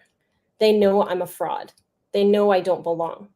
I wonder if potential employers don't get past my name when considering my resume. I don't know who I am. My name is not my name. My birthday is not my birthday. All my Canadian records say July 25th. My birth certificate says July 7th. Who am I? I can't breathe. Does your name define you? Does it create a barrier to your success? Is there an invisible wall keeping you from moving forward? I can't move. The wall, the glass ceiling, everything is closing in on me. I feel small, insignificant. When will my accomplishment, my dedication, my drive, my motivation, anything that I do be able to speak for itself? My name has pushed me down. My name has made me question my worth. I got married. What is my name? My name is Hang Nguyen. My name is Claire Nguyen. My name is Hang Sprake. My name is Claire Sprake. What does it matter? I want you to see me.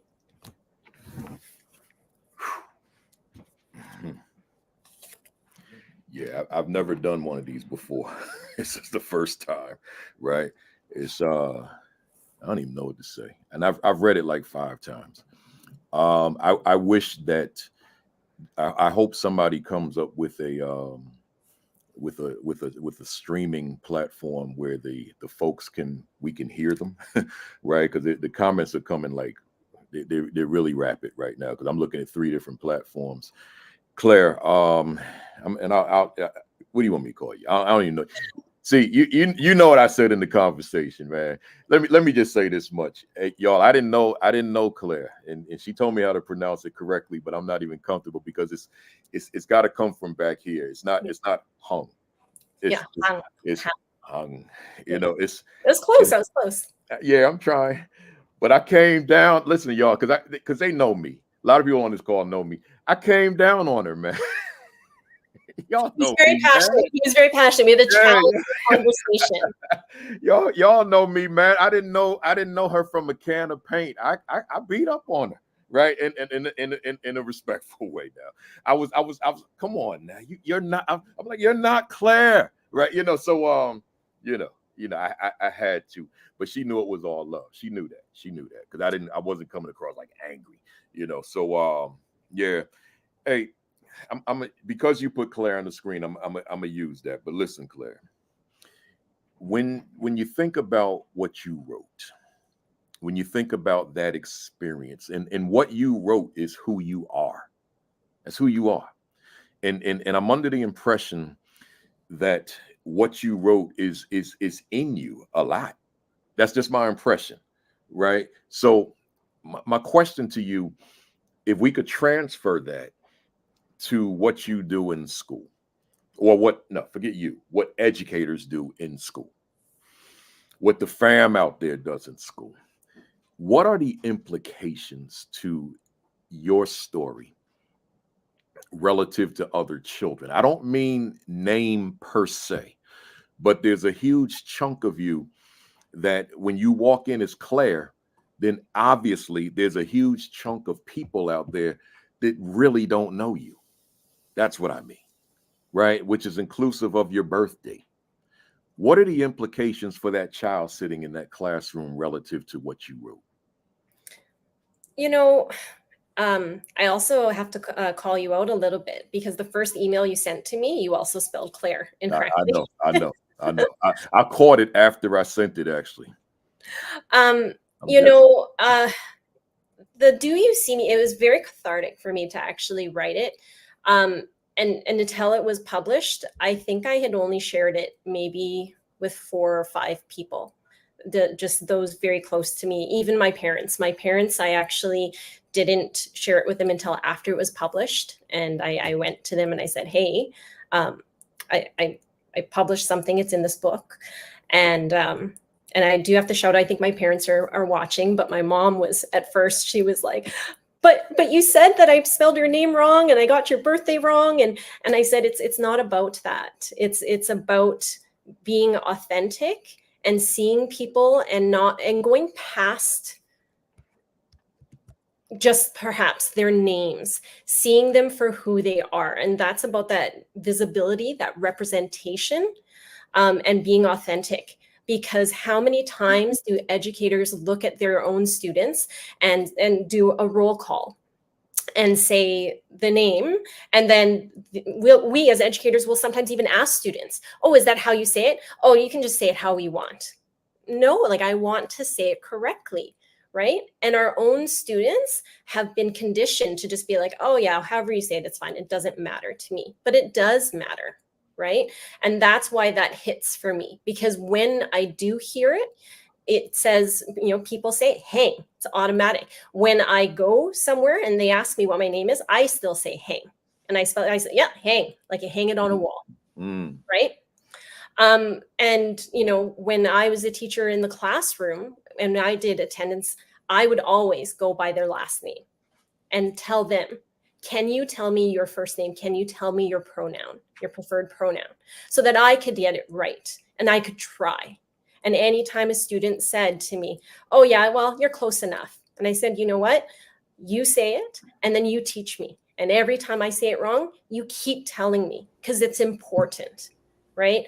And so it is vitally important for us as educators to see our students, to value them, to show them they have value in their authentic selves, and to say, I'm learning and I want you to teach me. And we really need to see our students for who they are. If we want to talk about representation of females, of being, of having that, of people of color in these leadership roles, then we also need to then open those barriers and give the power back to our students too, so they can find their voice, because their voice is what's going to matter as we continue on. Powerful stuff, and I'm gonna quasi stay with you. I'm gonna bring Tanya into this discussion. I wrote a post to promote this this session on Thursday, and I said I had 3 Canadian women, 1 Black, 1 white, 1 Asian. And Tanya wrote me a text, which I'm not going to give you all the detail, but she corrected me. And I said, oh, and I said to her, can we discuss it on live? And she said, yes. So Tanya, without me talking about any of it, I just want to give the floor to you, and just pick up from where I left off with, you corrected me. No, thank you. And just before we pounce over that way, I just want to honor Claire again, because as I said at the beginning, when I corrected my last name, I said, I can't sit here and not say it knowing Claire's story. And I would say my former self would have gone through this entire podcast, never saying a word. And then later, all my friends or colleagues being like, your last name was wrong. And I go, it's fine. It's fine. But having you present in this room, Claire, reminded me and has continued to remind me of the importance of names. And so I just really want to honor that with you, which does tie into the conversation that you and I had, Principal Kafele, about I'm Métis. And when I saw the post go up, I instantly went, oh no, what do I do? Because I do and I don't represent a white woman in leadership, because as my colleague and dear friend Gail Ann that I work with says, I'm white passing, which means no one on the planet, if they were going to guess who I am, would not say that I'm white. But indeed, I am Métis, and it's something I only found out when I was in the 9th grade, because my father denied being Métis for so many years because of how he was treated growing up and attending residential day school. So he kept it a secret, and it became a family meeting when I was in the 9th grade, almost like that time of kind of sit down you'd have if, you know, your parents were going to be divorced or there was cancer in the family or something like that. It was like, I have something to tell you. You're not actually Ukrainian and French.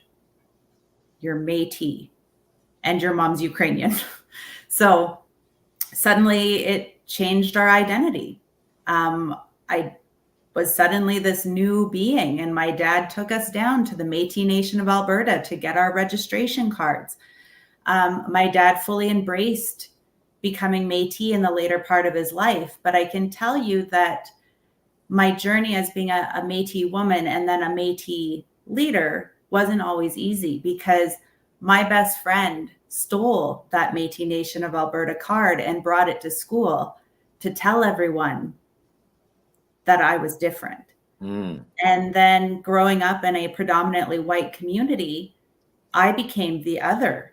Despite what I looked like, there was proof on paper that I was another. And so every disparaging name that you would call someone that's Indigenous, suddenly that was what I was being called. Wow. And so that's why when it was advertised on the Post as being a white woman in leadership, my father passed away in November 2020, and I could hear him from the grave going, "You're not white. You're not white. You're not white."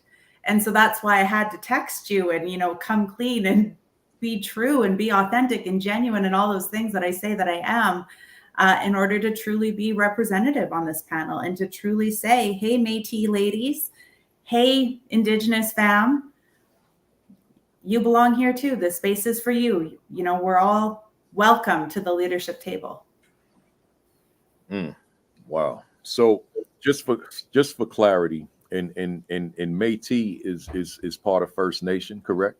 Correct. Yeah. It means I'm French and Cree. So Cree would be my Indigenous ancestors. I've learned that a lot of folks in that I encounter, I should say, they, you know, when we use Native American in the States, they're under the impression that it would be the same language in Canada, and it is not. It is First Nation. It's Indigenous. Indigenous is the proper terminology right now. Indigenous, right? So I'm learning as we go. I told you I'm a learner, living, teaching, and learning, right? So yeah, this is powerful stuff. Anybody on the panel want to say anything in regard to this, to what's been said thus far? If not, I'll move on. I would just say the name, especially Hung Win. I was practicing. I was thinking Sung. That's how I think of it. I'm a language teacher, so I always ask children, please, if they'll say it again, say it again. Then I say, would you spell it for me? I write it down, and then I pronounce it for them. And I want to get it right. I still might get it wrong the next time. I ask to be corrected. My own name at birth was Jacqueline Sylvain. So I hid that for years. I didn't want, because as I mentioned, when I was in college, the philosophy teacher or professor said, you're going to have the most difficulty. So I hid my French heritage from everybody I could. And then I went on to teach French. So I thought I can't hide it anymore. But I was Jacqueline Sylvain. And I hid that for years. So I appreciate it. I was almost, I did get a little teared up there. I was trying to hide it when you were reading the vignette. And I would like to I wrote down the book, Weaving Hope Through Our Education System. Taking notes. I'm definitely going to get that. I wanted to add that. I believe it's on Amazon. Is that right? Yeah, it was published through Peter Lang, and you can find it on Amazon. And for my Canadian family, it is on Chapters, Indigo. Beautiful. In EduBuzz, JA, I don't know if that JA stands for Jamaica, but yeah, everything you're seeing on here was intentional, sir. That's how I spend all week putting these together, and spend all year looking for folks to bring on here. So yeah, it's from my vantage point as the host and creator, yeah, it's intentional. of course, Tanya's was just a bonus, right? But yeah, it's all intentional. Appreciate that. All right, let's go. Let's go. Let me get back to my other screen, and we're going back up to Jacqueline. Matt, and before you go, Jacqueline, I don't even know what, I'm all confused, Claire. Now I was like, what do I call her now? I'm just gonna call you Claire for now because that's what you got on the screen, right? And not to create confusion. But listen, tell the people how to get the book. Sorry, how to get the book again? Yeah, how do they obtain it? Like I said, it's through Peter Lang published. Peter Lang, you can get it there on Amazon. For Canadians, you can also find it on Chapters Indigo.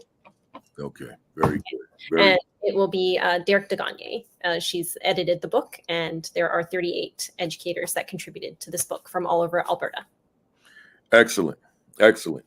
Jacqueline, you said as a woman leader, societal expectations of her is to be extraordinary in her craft, but with sometimes a modest or diminished support system. Now, I know you pretty much talked about that in the last one, but was there anything else to add to that?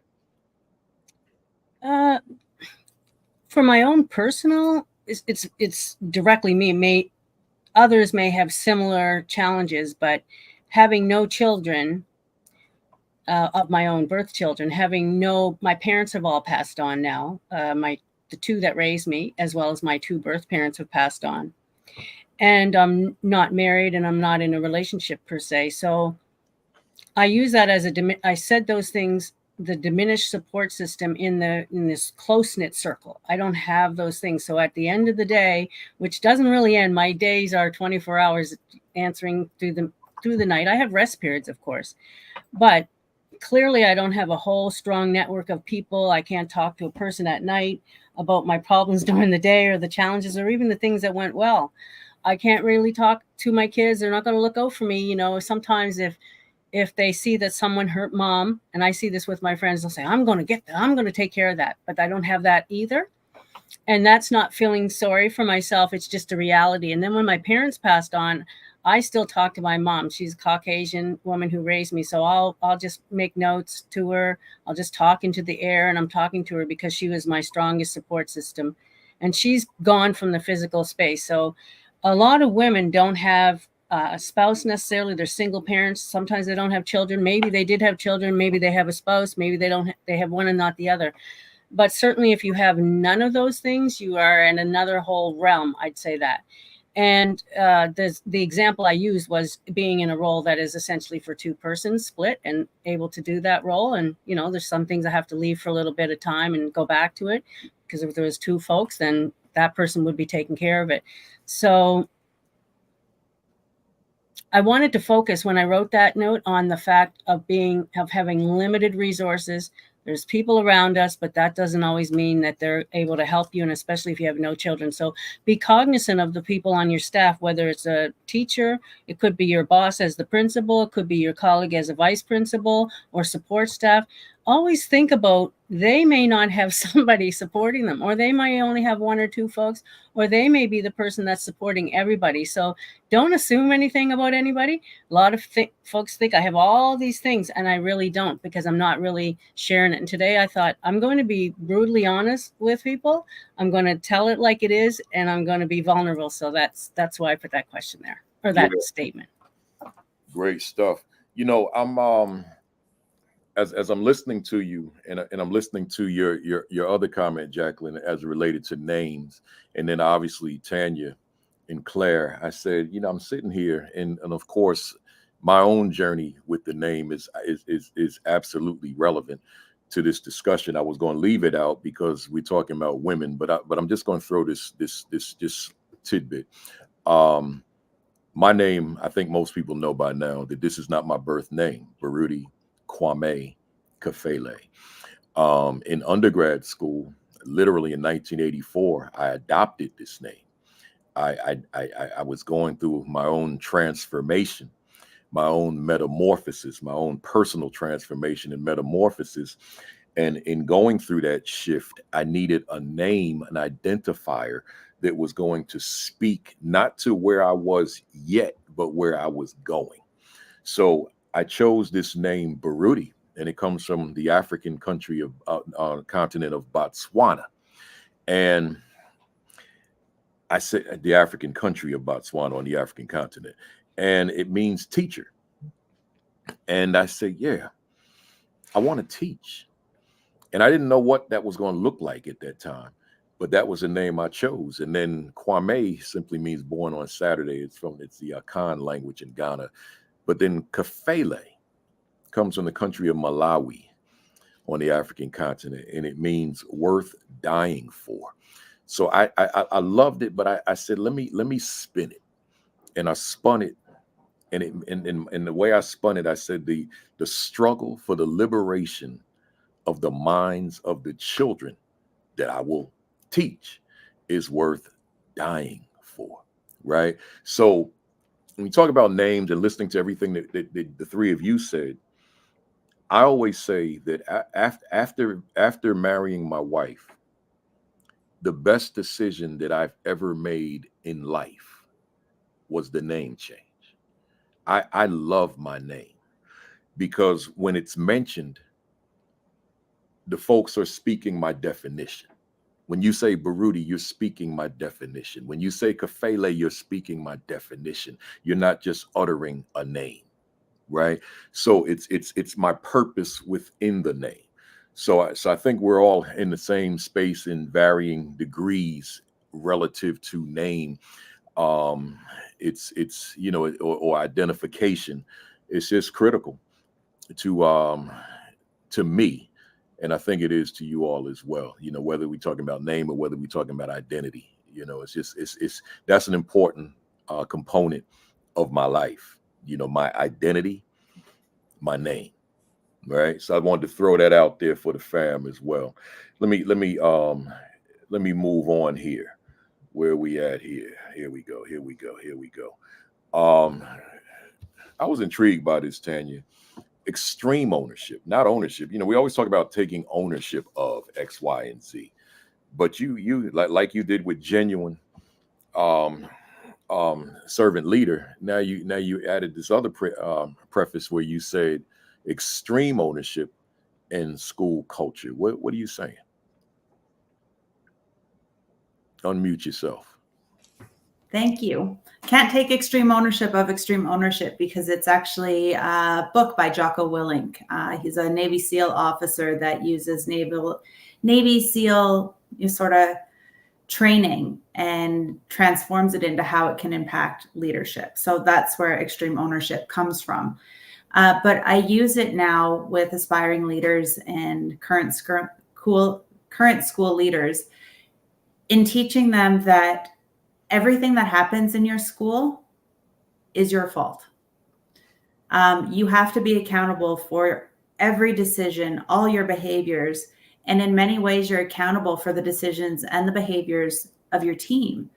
And that may sound like a scary thing with teeth and extreme, but at the same time, what it means is if you have a sports team that wins a championship, you as the school leader cultivated an environment where there was a coach, where there was uniforms, there was time to practice in the school gym. If you have a student that goes on to win an art award or a scholarship to a college, well, hopefully you crafted that timetable that student ended up in front of that teacher and had the space and experience in your school, like you say, your school, to achieve those things.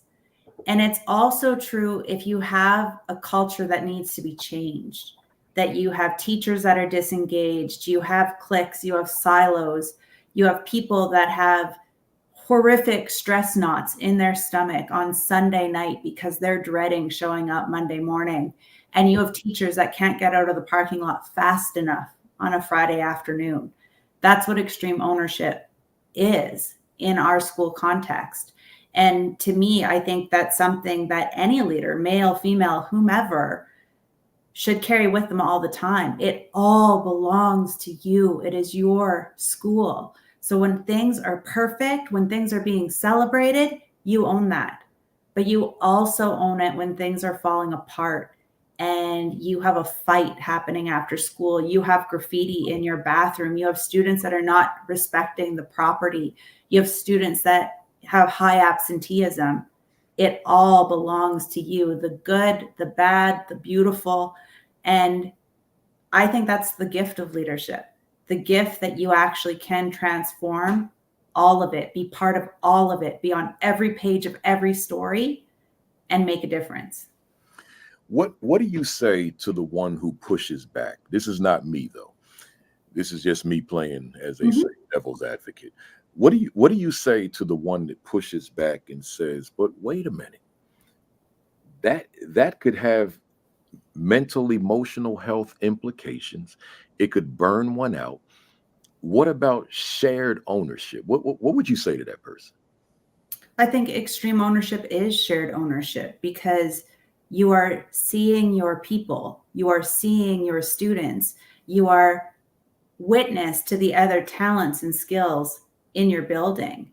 But if my AV or, my video or whatever, having a school assembly or grad fails because I didn't tap the right person on the shoulder, because I didn't reach out to the right individual to make sure that those things were in place. Yeah. I need to know that, just as Claire said, I don't hold all the knowledge. I need to work with everyone in the building. But at the end of the day, in my building, if something goes well, it belonged to me. And if something goes devastatingly poorly, that also belongs to me. Yeah. So it's not about the burnout. It's not micromanagement. It's saying everything matters. Yeah. Now let's and just I just want to go on record. I'm with you on extreme ownership. I'm just that guy.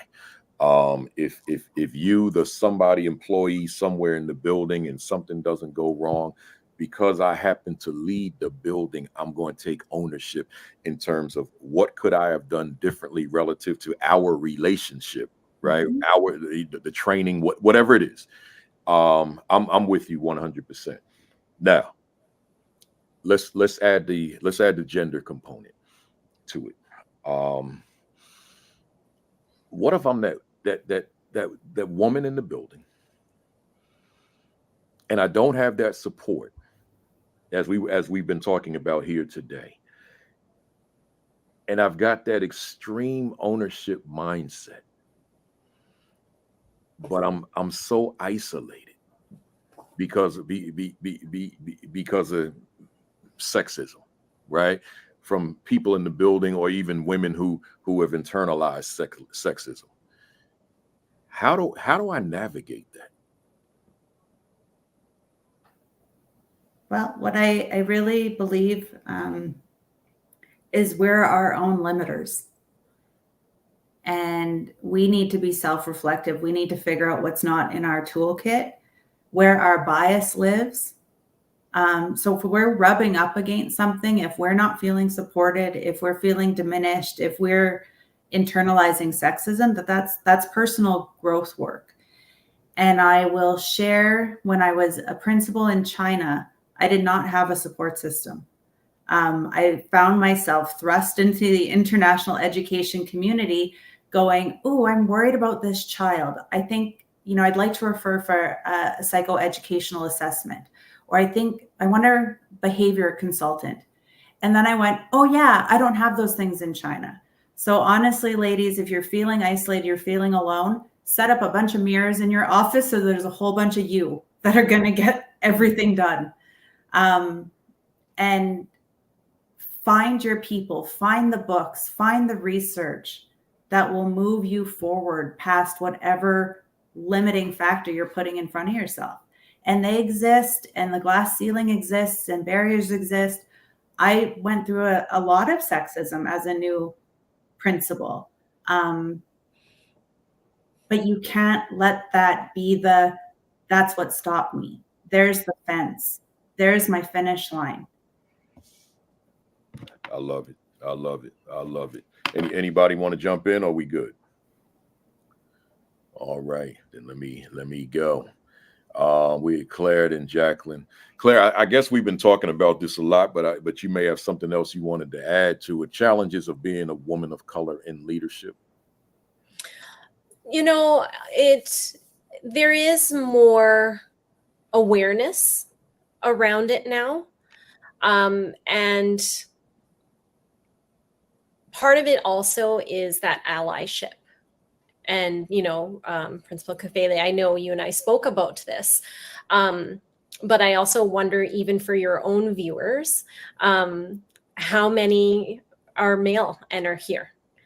When you came to that Women in Leadership panel in Banff, Alberta there, it was a room full of people. And I think we had, Tanya, maybe 5, 7 males in the entire room, right?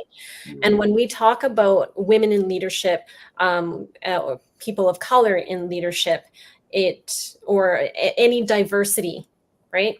Diversity, inclusivity, equity, when we talk about all of that, everybody needs to be an ally in that space, right? It can't just be the women. And like for you, Principal Kafele, to sit there and say, no, like this was an important topic and I wanted to be there. We have to ignite that passion in all of us so that we can have that representation, especially for the students that we serve, right? Yeah, absolutely. You're right, because there was so much to glean from the discussion, and really, I didn't want the discussion to end. I didn't have a flight. I had all night, and it was just good stuff. Good stuff. I'm gonna keep moving with time running. Jacqueline, you said the essence of a Black single woman in leadership is undeniably unlike anything else in the workplace. It's a powerful statement. What are you saying? I go back to that philosophy professor who said that I would have no tougher time being that Black French-speaking woman as I go through my life, not only my career, but in life. And I certainly felt it through my school years, as a student and as the educator in the school. Being a single woman, I already told you I don't have children of my own, and I have been in relationships. I was in a marriage, but for the bulk of my career, I've not been in a relationship simply because I didn't really have the time to be in one. And I tried, and I was told that, you love your job too much, but I really just love the children and the work I do. And if you are a man, historically in my country and from my travels to the United States, and the folks I'm around, the people I'm around, the comments are often from my family, my friends, colleagues. It is okay if the man is at work maybe 18 hours of the day, not physically on the property, but maybe they're at home on virtual meetings, but essentially they're at work. But as a woman, I've been relegated to this. She just loves her job instead of she also loves her family. She also needs her family. And at vacation times, whether it was I worked on the train for 2 years after college. I worked in a bank for a year. I've been in elementary schools, junior high schools, the Black Educators Association. And when holiday time comes around, if you're single, everybody thinks you're supposed to work. If you don't have children, you're supposed to be the one that works. And I'm not saying that those with children don't need a break and their kids are off, but so does the single person, the person that doesn't have supports. They also need to be off. Then when you pile on top of that being Black, never mind the singledom, the Blackness. When I'm in meetings with the Black Educators Association, or when I was a principal, vice principal, didn't matter. If I had to advocate for a Black child, suddenly she's only in favor of this because she's a Black woman. It's because she's Black. I didn't get that so much when I was dealing with girls who were in trouble, maybe, or boys who were in trouble. They didn't sort of stereotype me.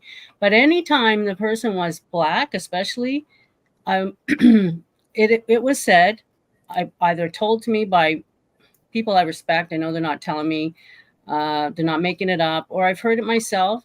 Sometimes people are talking in French and they don't realize I understand. So I know what they're saying if I'm in a school where there's French speaking folks.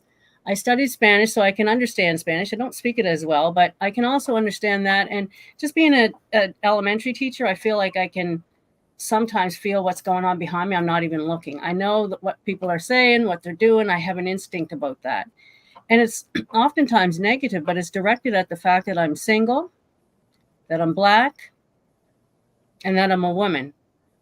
And all of those things I possess all of those traits, or those are my realities.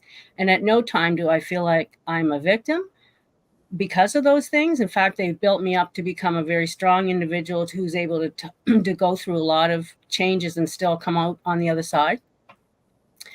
But if we think about mental health and the wellness of folks around us, if someone just has one of those, let's consider a woman, what she's going through.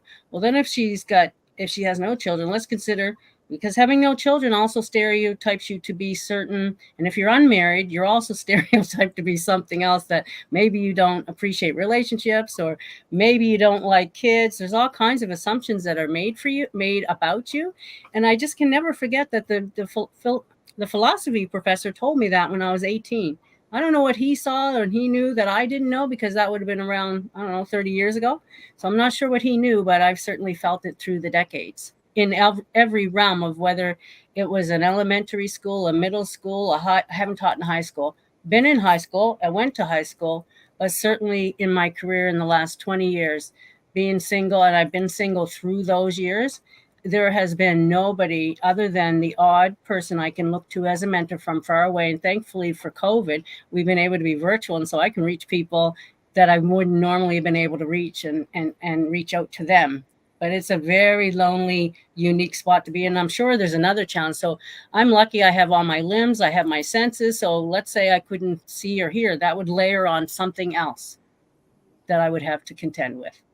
Powerful stuff. Powerful stuff. So, and I think about, you added the dimension of being single, but I think about the woman who's just in a school and feels lonely because I'm a woman, and in this case, woman of color, because I'm a woman of color, or if I'm a Black woman, right, or if I'm a Latino woman, whatever the color is, that loneliness in there. I'm a speaker. And I don't feel this anymore, but there was a time that I would go into places, and I'm the only African American and male. So we'll add the two in the room. And I'm the keynote. So there's a few thousand people there. I had to learn to adapt to that because of my own personal hangups, right? I got stuff in me.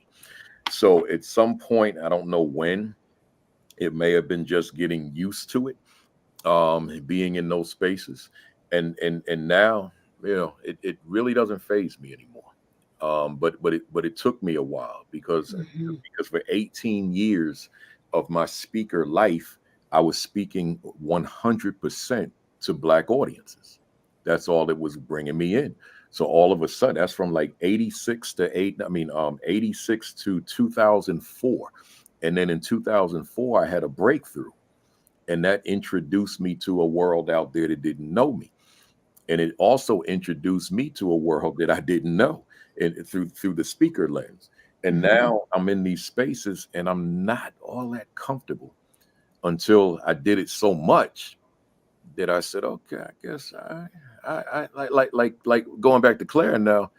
I said, I belong in these spaces because I have something to offer. So I'm saying all that to say that I'm identifying with everything that you said, because I'm not going to monopolize this time. But then there also been times, which I've talked about on this platform, that were not too pleasant. Where I was that guy, but I was treated as that guy. See, so those experiences, I've talked about them before in here. I keep saying that I'm gonna spend some time, bring on some other speakers, and we go a little bit deeper into those situations because they're real, and I think that people benefit from hearing those real life experiences when you're the only one in the room, and that audience makes sure that you're the only one in the room. Those are some of those experiences. Good stuff. Let me keep going. where Well, we at. Principal, can I just say to you, I think you do need to do that, and it cultivates an appreciation around the world for what people go through, and just it Yeah. makes people love us more and understand the challenges and be a little bit more appreciative of the person in front of you. So please. Yeah, you're right, because people they see you on social media, they see the videos, and they think it's the glamorous life, Mhm. jet set, man. Oh man, you living your best life. They don't Yeah. know that on any one of those presentations, I was insulted by people in the audience, and then with the reaction from the audience, I'm insulted by the whole group. So Mhm. but people, I don't talk about that a lot. So people need to be aware of that too. Yes. It's just part of life, man. Part of life. Let me move on. Where am I at here? We're almost done, y'all. I'm right here at Tanya, where you said drop the pretense. Show up and love like crazy. What are you saying? So this is something my dear colleague Chris Gonzalez and I workshop around the province, as well as all over Canada. But it's how you build school culture. And as we spent more and more time on this, we realized that it's a little bit of a formula in terms of leadership and culture and making your school a happy place where people actually want to show up. And so we talked about a lot of these things already about drop the pretense, meaning show up as you. Come to school as you with your gifts and talents, and not trying to emulate someone else, not trying to be, whether it's a great leader that you had. Principal Kafele, you're a great leader. We know that. We know your story. We know the people that follow you. I can't show up to school and be you. Right. It's not possible. Right. But I can read your book and I can learn from you, and I can add some of those pieces to my own practice. But at the end of the day, drop the mask, drop whatever it is you believe it means to be a principal or be a leader, and show up as you. And so in the work that I do, another piece of dropping the pretense that I think women have struggled with historically is some of those feminine soft skills that we had talked about earlier. So as a female leader, you don't have to be, any disparaging word that begins with the letter B. You don't have to be hard. You don't have to be mean. You shouldn't show any softness or kindness. Otherwise, people won't take you seriously. Yeah. Be you. Drop the pretense. Be who you are. The show up piece is show up honestly. If you squeeze an orange at home, you're going to get orange juice. You bring that orange to work, you're going to get orange juice when you squeeze it. So if there's something going on in your life that is preventing you from being your best leadership self at the school that day, be honest with your team as much as you're comfortable. If you didn't sleep well that night, you have a headache, you think you're coming down with something, tell people so you don't just snap at them, or you're not, super crusty or grumpy, or they misinterpret something, because those are withdrawals from the emotional bank account you have with people if you're not honest. Yeah. So be present in your space. If you're at school, be at school. If you're at home, try your best to be at home and be present to whoever's there, even if it is just a dog or a cat or a fish. And the love like crazy piece circles back to what I said about you have to love your staff. You have to love your school. Your most favorite sports teams are your school's teams. The best play, the best musical theater you're going to see all year is from your school. Know your staff, know how they want to be recognized, know how they want to be appreciated, get to know the community in which your school is located. So those are the three basic things that I think if you can be yourself, be present to your building, and truly love like crazy, love your staff, you got school culture. You've got a big key piece to what it means to be an effective leader, female, male, whomever. That's solid information. That's good. I love that. Just drop the pretense, show up as yourself, and love like crazy. Love your students, love your staff, love your leadership, love your community, love yourself. Right? I love it. I love it. I'm because of time. I'm gonna go with this will be Claire's, this will be her last, this will be her third, and then we will have done 3, 3, and 3.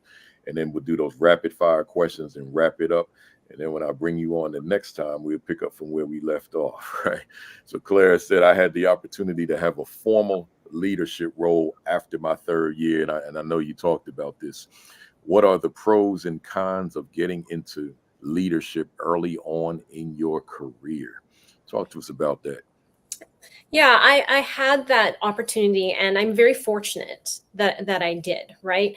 After my 3rd year, I wanted a bit of a change. And so I let my principal know at the time that I was wanting to apply out. And he said, okay, but you're going to apply for a leadership position, right? Like, no, I just want a different experience. He's like, but why wouldn't you? And so I had that opportunity. I said, okay, like I will try. And I had the fortunate experience that somebody took a chance on me, right? But because of that, I almost felt this intense pressure that, okay, now you've gotten into a literacy coach role as an assistant curriculum coordinator, as a curriculum coordinator. What's next? What are you going to do next? Now as an assistant principal, what are you going to do next? When are you going to be a principal? And in the midst of all of that, I had 2 lovely children. And that threw in just a complexity that I didn't know, right? I didn't know what it was going to be a working mom. I didn't know what it was going to be a working mom in a leadership position. And so I'm fortunate that I have my parents, and they help with the childcare. I have my husband, a partner who is incredibly supportive. But you need to make sure that you have that circle of support, right? Who is there for you, and who understands the complexities of whatever it is in your life, right? If you are a single woman and you're Black, if you are a mother who is Asian, or if you are a other person, anybody who perhaps is caring for somebody, an elder parent that is going through something. These are the stages of life, and typically that fall on women, right? As the parents age, who are tapped into taking care of the elderly parents. And so acknowledging that it exists, because in our society, it's kind of like, no, you have to wear that hat. You have to wear the mother hat. You have to wear the teacher hat, the leadership. There, all of these hats that we wear. But unfairly, sometimes those fall on the women. Yeah. And so we have to address the bigger societal pressures and acknowledge that being a working woman, and I know that Tanya and I have, we've spoken about also like the leadership train. You can get on that train as early as you want. You can get off the train during a transition period. I did for 1 year. My first child, when I came back to just teaching. Then I had my second child, and then I came back into a leadership position because I knew I was ready. I knew I could handle that. I knew I had that support system. But we need to normalize that and not say that your trajectory has to be this. You can kind of go embed in, circle back and do all of these other roles and still be a leader. Because guess what? If you go back and you're a teacher, you are still a leader. You're always a leader. You can lead in whatever capacity that you have. You don't need that title. And another thing that I experienced getting into my leadership role early is that I was so focused on having that title versus really wanting to be part of a school community that had good culture, that had great values, so that when I'm in that position, then I know that I'm living that, because there's nothing worse than having that title, but being in an environment that doesn't work for you, that doesn't vibe. Yeah. As you spoke, Claire, it may. I was reflecting back on my high school years, my high school years as a principal, and I thought about just the volume of nights during basketball season that I was out till at least 10 o'clock, right? Because you got the varsity game, and then you got waiting for the crowd to leave, and then me messing around with the custodians, just talking to them while they're cleaning the gym and all that kind of stuff. And how that was just ongoing when I traveled with the team on the road. Then I'm coming in even later. And I used to always think about, how in the world can a mother of children sustain the hours that I sustain, right? You know, when there is that partnership with father, yeah, I guess to some extent it'll work, but I'm working crazy hours, and my conclusion is simply, and I'm sure she's listening, my wife, you know, my wife being that other half, in order for me to be able to live my dream at that time as being this principal, knowing it wasn't a 9 to 5 job.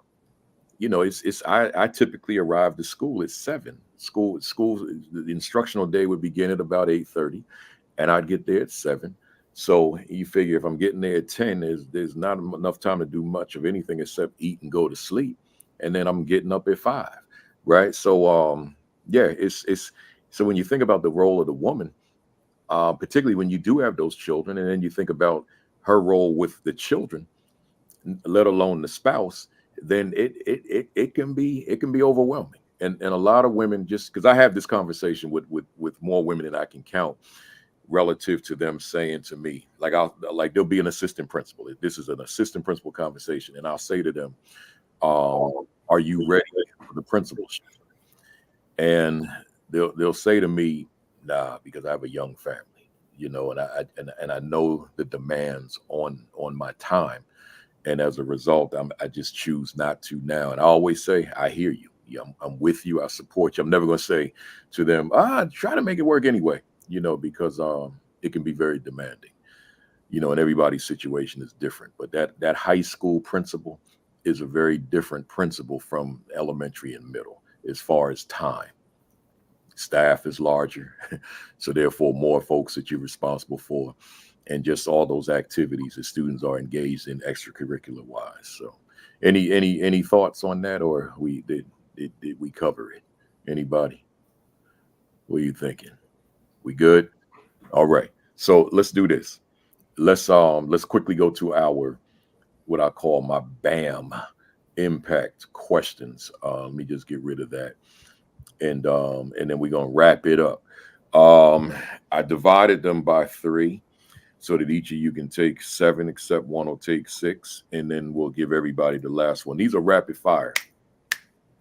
If you feel yourself throwing a comma in there, that means you've given me too much, right? Just it's one word or one sentence, right? Here we go. Start with Jacqueline. Is education on the right path for underserved children? And I'm gonna say in Canada. I usually say in America, but you know, I don't have Americans on here right now. Is education on the right path for underserved children in Canada? In some spaces, and in others, we've digressed. Are you optimistic about the educational prospects for the masses of Black, brown, and other underserved students in Canada today? I am. I'm optimist. I'm optimistic because I'm not a pessimist. Can true equity occur in Canadian schools for Black, brown, and other underserved students?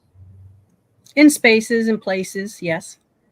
Does Jacqueline Harriet's work contribute to the progress we desperately need? I believe so. If you could do a reset on your life, Jacqueline, would your line of work be different or the same? Absolutely the same. Why do you continue to do this work? Brings me joy. I love teaching, and I'm a teacher. What fires you up within the work that you do? Seeing progress. Love it. Tanya, what do you love, absolutely love, about the work that you do?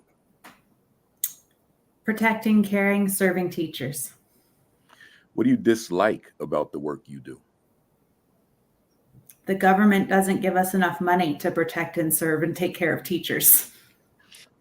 What has been your greatest victory in this work? Building new leaders. What was your greatest mistake in this work? Doubting myself. What has been your greatest challenge in this work? Ramming myself into spaces where people think I don't belong. Who inspires you in your work? All of my mentors that have come before me.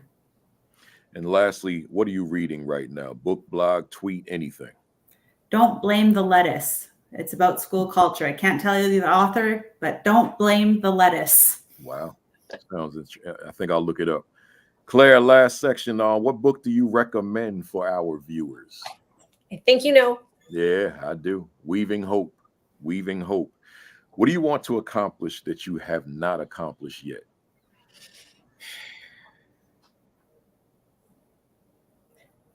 I don't know that we'll ever truly get to it, but that equity piece, right? Yeah, I love it. Are you satisfied with where you are professionally? I am. I always am. What could you say to a viewer what could you say to a viewer out there who continues to face closed doors? We're all going to face the closed doors. Find another way. What can you say to a viewer out there who's lost their fire? Find it within you. Look in those eyes of those children. And finally, if Claire Sprague was a word in a dictionary, what would be your definition? Resilience. If Jacqueline Harriet was a word in a dictionary, what would be your definition? Queen bee. It's a secret to that, but queen bee. And if Tanya Thiessen was a word in a dictionary, what would be your definition? Passion and hope. For passionate hope. Hope. One word. There you go. I love it. I love it. I love it. I'm just taking a screenshot. That's what you hear every time you hear this little sound. I love that, folks. Let me say to you first, I appreciate this. I appreciate the conversation. Appreciate you coming on. This was phenomenal. It was amazing. It was extraordinary. To the fam out there, you know what we do. We let the guests know by way of emoji if you love what you heard, if it resonated with you, if you could use it, if you could benefit from it, hit us up with your favorite emojis and let them know that this was worth your time spent with us this morning or this afternoon. And those of you who are new to us, then that's what we do. So hit us up with some emojis. That's your applause, and let us know that you were pleased by what happened here today, by this discussion, by this conversation. And let me get my emoji when I'm home. It's this Louisville Slugger that I use, and to say that you hit it out the park, grand slam, brought all the runs in, and we won the game. So good stuff, good stuff, good stuff. I appreciate you. I see all those emojis coming from all three of the platforms. Keep them coming, keep them coming, keep them coming. While they're doing that, while they're keeping them coming, Claire, do you do any type of training? Yeah, well, you speak internationally, so let the folks know, and locally and provincially, let the folks know how they can reach you, how they can book you, how they can get your book, how they can follow you on social media, all that kind of stuff. Let them know. My email address is just clairesbrake@gmail.com. Make sure there's no E in Claire there. I am on like LinkedIn and such. I'm not quite active, but maybe I need to be. Yeah, get active on there. No Twitter, no Facebook, no Instagram. I'm on there. I'm a peruser on there. Yeah. That's why I couldn't find you. Yeah. All right. Jacqueline, same thing. You can email me anytime at jsharriott, HERRIOTT@gmail.com. Same thing on Instagram and Facebook. I'm JS Harriott or Jacqueline Harriott. Feel free to reach out anytime, anybody. Good stuff. And Tanya. So if you can find Principal Kafele, you can probably find me because I'm always liking and reposting your things as well. But it is tanya.thiessen at ATA, which is Alberta Teachers Association.ab.ca. So if you're interested in attending ULEAD, which is where Broody and I met. That's coming up April 2025. So conference information, the research work we do on women in leadership, workshops, presentations, school culture, all of that. Alberta Teachers Association would love to help with whatever I can for your fam. Yeah, good stuff. Good stuff. And that's a great conference, folks. Just got to go all the way to Alberta, Canada. Well, and with your US dollar, y'all be laughing about how inexpensive it is for you. You'll be like, well, I go to this conference 3 times with how much your money is worth up here. Kafele, you just got to make sure to hit the right airport. Oh, I told that story on here too, y'all. I went to the wrong city. They had to move the date of my keynote to another day. I went to Edmonton. I mean, I wound up going to Montreal so I can get to Alberta. But yeah, that was crazy. That was crazy. Hey, do me a favor. Stay on while I close out, and including when I go off so that we can talk off camera real quick. To the fam out there, you stay there. Appreciate you being here. I say that every week for 219 Saturdays. Appreciate you being here. Still consecutive. And we'll be on next week consecutive, number 220. I'm bringing on some counselors from Jersey. No, not all from Jersey. 2 from Jersey, 2 I work with, and 1 from Detroit that I met somewhere at a conference in the Detroit area. So we bringing on my old counselor, Roberta Levinson. Roberta Levinson, my old counselor, Tennille Rainey. She was in Newark in Essex County. Levinson was in East Orange. And then Lakeisha Bird, who I met on the road from Detroit. And I don't have a topic yet, but we're going to be talking about something within the counseling field that leaders need to be privy to, right? So this will be another powerful session. They're all powerful. So this will be week 220. So mark your calendars for that. And again, make sure that you are switching over to YouTube. I'm not doing an abrupt shift just yet, but August 3rd, we all YouTube. I'm not doing Facebook and Twitter anymore. I need my numbers to be accurate, and I'm gonna get them accurate by being on YouTube exclusively. I see a lot of the folks on here right now are YouTube, so that's a good thing. I appreciate that. Join next Saturday, Facebook Live, Sean Hurd at 10 o'clock. Create and Educate with Dr. Sheikah Houston, Tammy Taylor at 10:30. Myself, I'll be on Facebook and Twitter and YouTube next week, 10:55, and then join Josh Tovar and Dr. Moreno on PDP podcast, 5 o'clock Eastern time on Sundays, right? School Leadership Institute with Principal Kafele. I got some kind of alert while we were on. I hope it wasn't something about my flight. But we, as of right now, we are on, and we're going to be there July 9 and 10. So, there's a storm brewing. Let's see what this thing says here.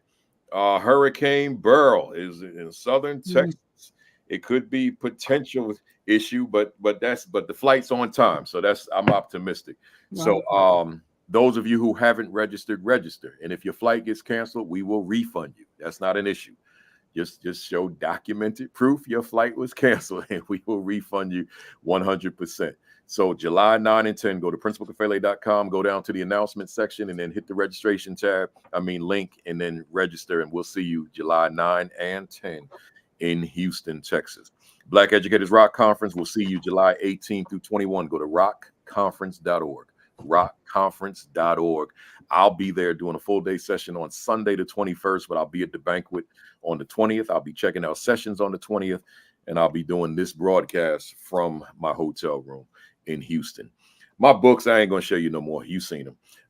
Subscribe to the AP and New Principles Academy YouTube channel, y'all. Subscribe to it. Hit the subscribe button and hit the notification button so that you're notified when we go on live in case you forget. So hit that. I always post the forthcoming session on Wednesdays. So the upcoming session. So you can click the little notification bell when I post those on Wednesday, and that way you'll know that we're on live. And then like and follow the AP and New Principles Academy Facebook page.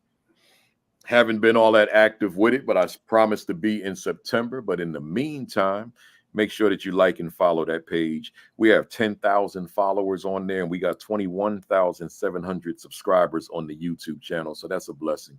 I just want to continue to grow that number. And then visit principalkafele.com for additional resources. And I might add, for those of you that came on later, that I found out, I just kind of did my research and found out that this platform, I'm talking about the channel now, not so much the live stream, but the channel is one of the top YouTube channels of all their channels in principal and AP leadership.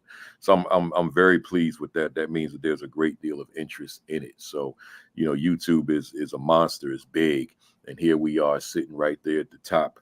You Google principal and AP leadership YouTube channels, and we typically will come up as number one when you do a Google search. And then finally, make sure you're eating right, you're exercising right, and taking whatever virus precautions you have to, because we don't want anybody to be sick unnecessarily in areas where you could have protected yourselves a little bit better. So with that said, I appreciate you all. Y'all stay on. Have a great week. Have an extraordinary week. Have your best week yet. Peace. Peace. Thumbs up.